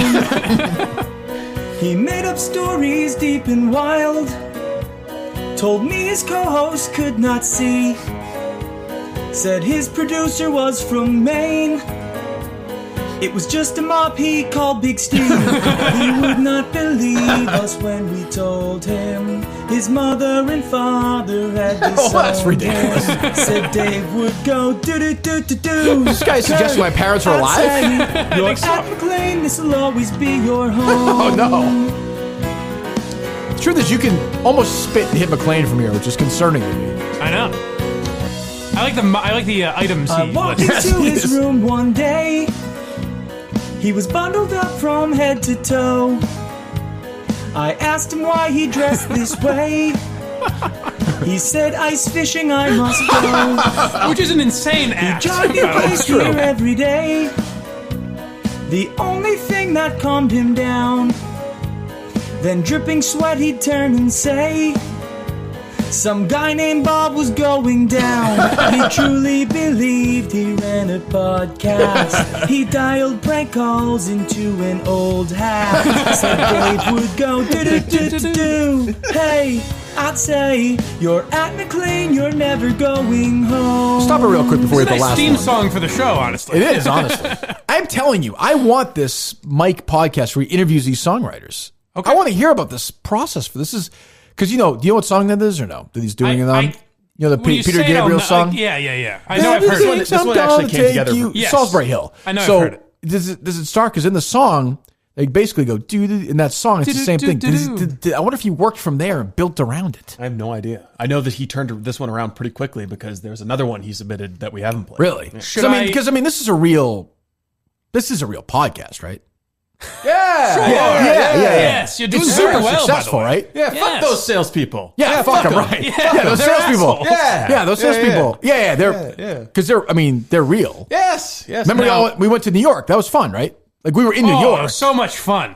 That wasn't like that was. What are the odds? We were right next door to Barstool. We barely had to walk our hotel. Willie Colon is not a guard at McLean's. Huh. It's McLean, you idiot. Even I know that. It's McLean. Steve's the one that breaks the reality for me. This is Steve's. What about Steve's role? You couldn't imagine that. Steve McLean. I wonder what he's doing there. What is he doing there? He's an orderly? I don't know. Yeah, I could see that. I could definitely see that. I could be like George from Shutter Island. That's The true. one who's had the lobotomy done. So once in a while they let me go in recreation. I get to play tennis once a month. Well, it's a big event. Yeah, Dave Cullinane's going to be there. Yeah, I think me and Cullinane would be other patients. Yo, for sure, Cullinane. It is no doubt about that. I think I saw Cullinane there. Go ahead. This is your home. There was a day he seemed upset. I witnessed something very strange. He closed his eyes and took a breath and jumped in front of his model train. Of all the anger I've observed, there was one thing I thought was great. From their bowl they made him smile. His two goldfish, Harry and Kate. It was a handful and a menace. He challenged the mop to a game of tennis. Said Dave would go do-do-do-do-do. Kirk, I'd say this is McLean. It will always be your home. That's awesome. That's excellent. Great job. You have. I'm really just imagining you holding a goldfish bowl and jumping on a model train. Hey, what's the difference at this point? You change your movie rankings based on your mood and how much time has gone by. That's my favorite song. Like this week, they'll change though. You're right. Things do change, but that is. Again, creativity goes a long way. You can tweet out, Steve, confidently. We've added another classic to the canon. They've submitted another one. If you'd like to hear it, I think this one's worth playing now because it's a little bit more timely. It's related to yesterday's show. Oh. I'd like to hold off. I like to have two good songs to go with yesterday. Yeah, you know, although we might need to brighten the mood tomorrow. That's true. That's a good point. Why? Rough N Rowdy. Kirk's gonna be in a bad mood. It's going to be great. Two big balls of energy and fun coming in. What's wrong with things up? What about the broad? The broad. And that's problematic. What do you mean? That kind of speech. The broad with the shirt, no? Yeah, no, she's in here more because she's showing an act of devotion. Okay, good. I'm sure she's going to add a lot conversationally to the event. There'll be 90 lights in here, I'm sure. I can't wait for that. Yes. And the other thing I think that carries over till tomorrow is, so we were putting a pin, we said, in the AJ song. Yes. Okay. Yes. Oh, right. But the discussion remains. Yes. So the Minifans will weigh in on that, and people on Discord will say pussies we have no and balls. they'll be pissed at me. I try to shift the blame to Steve, but of course it's my show. So I really wanted to Maybe I'll win him back with that one. So I guess. Mike wanted to play it. Yeah, Mike's dying to play it. But I would say to them, we'll let AJ decide on that one. But I would also say, you're not missing a classic song. No. At all. It's just okay. But it's, I suppose, problematic. So off we go. So what am I doing in 50 minutes here? What am I? We got to go get you a winter jacket. Okay. At Milton's. Something nice Bundle and you classy. up. Right. Well, you've got that blue puffy one, but which I like, but yeah. It's nice, it's warm. Those are good jackets. Because I recommend it to because everybody. I'm famous and I'm free and I can walk around and go to Milton's and get a new jacket, right? It's not like you're bringing me somewhere to get a jacket like that time of year from the hospital, right? Yes. Like I'm famous. Oh my God. Everyone loves it. People go up to you in the street all the time. Well, yeah, they do. What do you mean? Wait, what do you mean? You are a big star. Yeah, that guy was following me in the car when I was running that day. I know, I saw it. He was number one on the radio. Yeah. I mean, I didn't see it. I can't see, Right. which is funny, right? But like I went and I held my arms out and everyone got on their knees. And Yes. That happened. Yes. But that did happen. Right. Yes, it happened.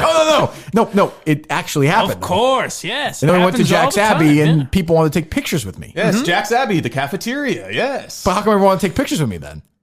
Because you're so famous. Oh, yeah, because I'm really famous. Yeah. Right. It happened. It wasn't set up by like my rich parents or anything. No. Right. It was just a chance for me to. Right. Yeah. Okay. Parents Good. are dead, Kirk. Yeah, I know. Remember? Yeah, Okay. they are. It's right? not Yes. healthy for you to think otherwise. Right. We've gotten past this. But they are gone, right? Yes. Sure. Okay, we're sure. Yeah, and you used to work at Howie Carr's show, right? I used to, yes. You're a radio producer, right? Yes. Yes. Like you don't. Okay, good. And Mike's just he's been a guy. Your blind friend. Like that whole time where I was gone from EEI, I was on the radio anymore. You defended me, right? Yeah, I was with you there, and somehow I'm also with you here. It's weird. There was a voice. Yeah, in there were your a lot of, head there were voices in my defending head. That's you. true. Yes. Huh. The guy from Boston Magazine did lick his fingers, right? Of course. I mean, that's very perfect. That happens Right. all the time. In And interviews. meatball subs, you don't like them. He hates them. I don't like meatball subs. That's why we never have them served at my special lunchtime, which is really like wherever I want to go at the Subway, right? That's where I'm going, isn't it? Yes. Okay. I think it's all starting to come together. Good. So I can just get in my car and just drive to Milton's right now. Absolutely. Okay. Yes. Good. Yeah. Okay. And there's no one following you either. Vroom. What was that? You have to make. I have to make noise for you. Big cargo vroom. It's strange I don't have a key. It's strange the car never moves now that I'm thinking about it. Doesn't have any tires. That is interesting. Now, I what was do you watching. make of that? Did you ever see the original? He's breaking through. Did you ever see the original Naked Gun? No. The first. You ever seen those movies? I don't watch it. I protest emojis in it. Oh please. Kidding. They're fucking. You never saw them? No. Did you ever see them, Steve, or no? Nope. Oh, they're great. They're fucking incredible. Is Nick Cage in it? No. He's not. Leslie Nielsen's in it. Then we're out. Leslie, it's forget. I won't recite the lines. Leslie Nielsen should have won a fucking Oscar for The Naked Gun. People should win Oscars for comedies. I never fucking understand that ever. I always said Matt Dillon should have been nominated for Something About Mary. Yeah, he's fucking incredible in that movie. It's an incredible performance. Bill Murray should have been nominated for Kingpin. Like Bill Murray should have been nominated for Groundhog Day. I don't understand this aversion to nominating for people. Like, what's more impressive, honestly? Bill Murray in Groundhog Day, or no? Bill Murray. You guys saw Kingpin? No? I've not seen Kingpin. I've seen Groundhog. Well, give me a It's been a long comedy. time Give me a ago. comedy you guys like. Groundhog Day, I think, would have worked. Okay, well, I'm thinking of like a straight out comedy. That's not really a comedy. You're not gonna like my list. Step Brothers. What's that? Superbad, Wedding Crashers. I love Superbad. Okay. Like, I don't know. Like, they're playing themselves, though, so I guess it's a different example. Yeah. When somebody gives a great performance in a comedy. Cameron Diaz in Something About Mary. Yeah, but she's sort of fine. But I mean, whatever. You know what I mean. Matt Dillon in Something About Mary. Isn't that more impressive than what Gary Oldman did? Like wearing makeup and playing Winston. Don't you think 90 people could do that? Yes. I never understand that. They say comedic acting is harder. Much harder. Yeah. But the Academy takes itself so seriously. Oh, I know, but I get Could you that. imagine if fucking Wedding Crashers was not, or whatever comedy? I mean, there's no way. Animal House, whatever the There's fuck. no way there are 10 better movies this year than Good Boys. No way. No chance. None. You said that recommended to me again. It's great. I You gotta should see watch. it. Yeah, watch it. It's Talking fast. about It's the like- one with the little kids? Yeah, it's hilarious. It's like it's I not just as watched it over the weekend. You don't like it? Nah. It's okay. I mean, it's the fuck. Steve's laughter button So, wasn't on. but there's no fucking maps. No, it's kind of a dud. What? It's like super bad with like 7th graders. Not as funny. It's like super bad with 7th graders who are learning how to act. Wow. Nicolas Cage. Well, why don't you be the tiebreaker? You didn't like it? No. I'll see I it. didn't like it. Where is it? It's on demand now. It's on demand. Yeah. All right. I'll Right, give that's it where a- you saw it, no? Give it a watch. Yes. You didn't like it? Did you watch it with anybody else or no? I watched it with my wife. What did she liked, say? she liked it more than I did. Yeah. It's also quick. It's like 85 minutes and it's done. All right. Point is, a good comedy. What was the funniest part of it? I thought the thing with the paintball gun was pretty funny. That scene. Good physical humor. It's funny. What do you want? The kid busts into a frat house and shoots Well, everybody with a let him paintball watch the gun. movie first. And all the guys, all these college-age kids are like, "Oh no, a paintball gun! Stop We're dead!" comedy, You're gonna stop talking because you're gonna sway my. I'm gonna like it just to call Steve an idiot. True, so I yeah, don't want too much information. No, your standards of humor are too high for this one. All right. He doesn't like Midnight Run. You don't like be anything. bored. What's your favorite comedy? Well, I think Wedding Crashers is very good. You like fucking what's his face? What's his face and I? Oh, Bert and Bert and I. I don't. Bert and sit I down funnier than for Good Boys? Yes. Yeah, Yes. yeah, Bert and I is funnier than Good Boys. Christ. It's just you can't There's get past no the bad chance acting. No, Wedding It's just- Crashers. Wedding Crashers goes on forever. You know what? It goes on forever. It's a little long. The last third of the movie my favorite sucks. comedies. Good Boys. Oh, Good, Tropic Thunder is probably my favorite. Oh, Robert Downey Jr. was nominated. That's true. You know those That would videos- never happen today. No. That movie would No, never. God. Oh my God, That movie no. would never get released today. Ben Stiller could never play Simple Jack. Nope. That would never happen. And Robert Downey Jr., which was clearly satirical. He's an idiot. Yes. They would never let him be an idiot. No. You know those videos that people make when they're getting their little kids to say inappropriate things? Like DJ Hubbard? Yes. Yes. Or not. Just I know what like, you look mean. at I the camera. know. Yeah. That's what all of Good Boys is. Oh, you're an is these idiot. little kids Oh, it's reading funny. spoon-fed lines It's and saying funny. inappropriate You like things. the scene with Stephen Merchant is funny? You know what that is? I love Steve Merchant. He's in it. He plays a guy when he goes over to the house and wants to buy the drugs. Yes. And yeah. Okay. Well, you could do that. It's a little You funny. could do that any way you want, Steve. That Yeah. voice would make nothing funny. You could be like, but that's a funny scene in the movie. Did you laugh out loud? Yes, I did. In the theater, I laughed out loud. By the way, keep in mind, I took my daughter to see that movie. Wow. Sure you It's did. it's R-rated, Sure isn't it? you did. Yes. It's a real movie. I don't know. I just think there's a limit to the humor of little kids saying canned lines that they clearly wouldn't have said if they What weren't line written is on not the script. canned in the movie? They're all written. Well, but when it's little kids saying like, "Oh, the fucking drugs," blah blah blah. It just doesn't I think work. 7th grade kids talk like that. I did when I was in 7th grade. I don't know. You didn't say Just- fuck when you were in 7th grade? Didn't work for me. It's because you never lived in the. It's because you were never a 7th grader in America. I was. Steve wasn't allowed to curse. Yeah, I could well- see that being the case. In She's this idea of film. a comedy would be like two guys ice fishing, listening to fucking Hank and I, whatever the hell it's called, Bert and I. Bert and I, you know. Yeah, Bert and I. And You know that name. the joke is you can't get there. You Right. can't get there from here. Yeah, you can't get there. See? Right. You That's guys the know joke. it. That's Stuck with you. More memorable than anything that's happening in Good Boys. Gave you two scenes. I didn't laugh out loud. There were no. How about they crossed the lulls. highway? There You were weren't no laughing? lulls. Okay. How many times have we seen a highway crossed in a movie? Whatever. Not that many. It's not even a perilous Yeah, action. I don't even know what you're talking about. Well, it's not supposed to be. It's a comedy, you fucking dummy. How about when he separates his shoulder? Didn't do anything for me. What do Jesus. All right, we didn't like it. Okay, you didn't like it. Fine. I like that. There's That was funny. A funny play that his parents are getting divorced, and there were some emotional journeys. Okay. It's funny. I thought it was a funny. I'll be the why don't you watch tiebreaker. it tonight, Mike? I will. Okay. All right. I want Me you and to Albert review will them. watch it. Good. There you go. Excellent. Or whoever it is, they tell me I go home to. Yes, that's true. It's movie night. All right. So we're heading over there now. Yes. All right. We'll do that, and then we'll be back tomorrow. I guess we'll be back tomorrow. Tomorrow's going to be quite a show. Yeehaw! Quite a show indeed. So, by the way, gobble up them tickets. I don't know how many will be left at this point. Oh, right. It'll be 2:00 by the time. Yeah. By the time you're listening to this, it's probably you've got. You think it's over? 20 tickets. Yeah, it might be over actually. All right. We're back tomorrow.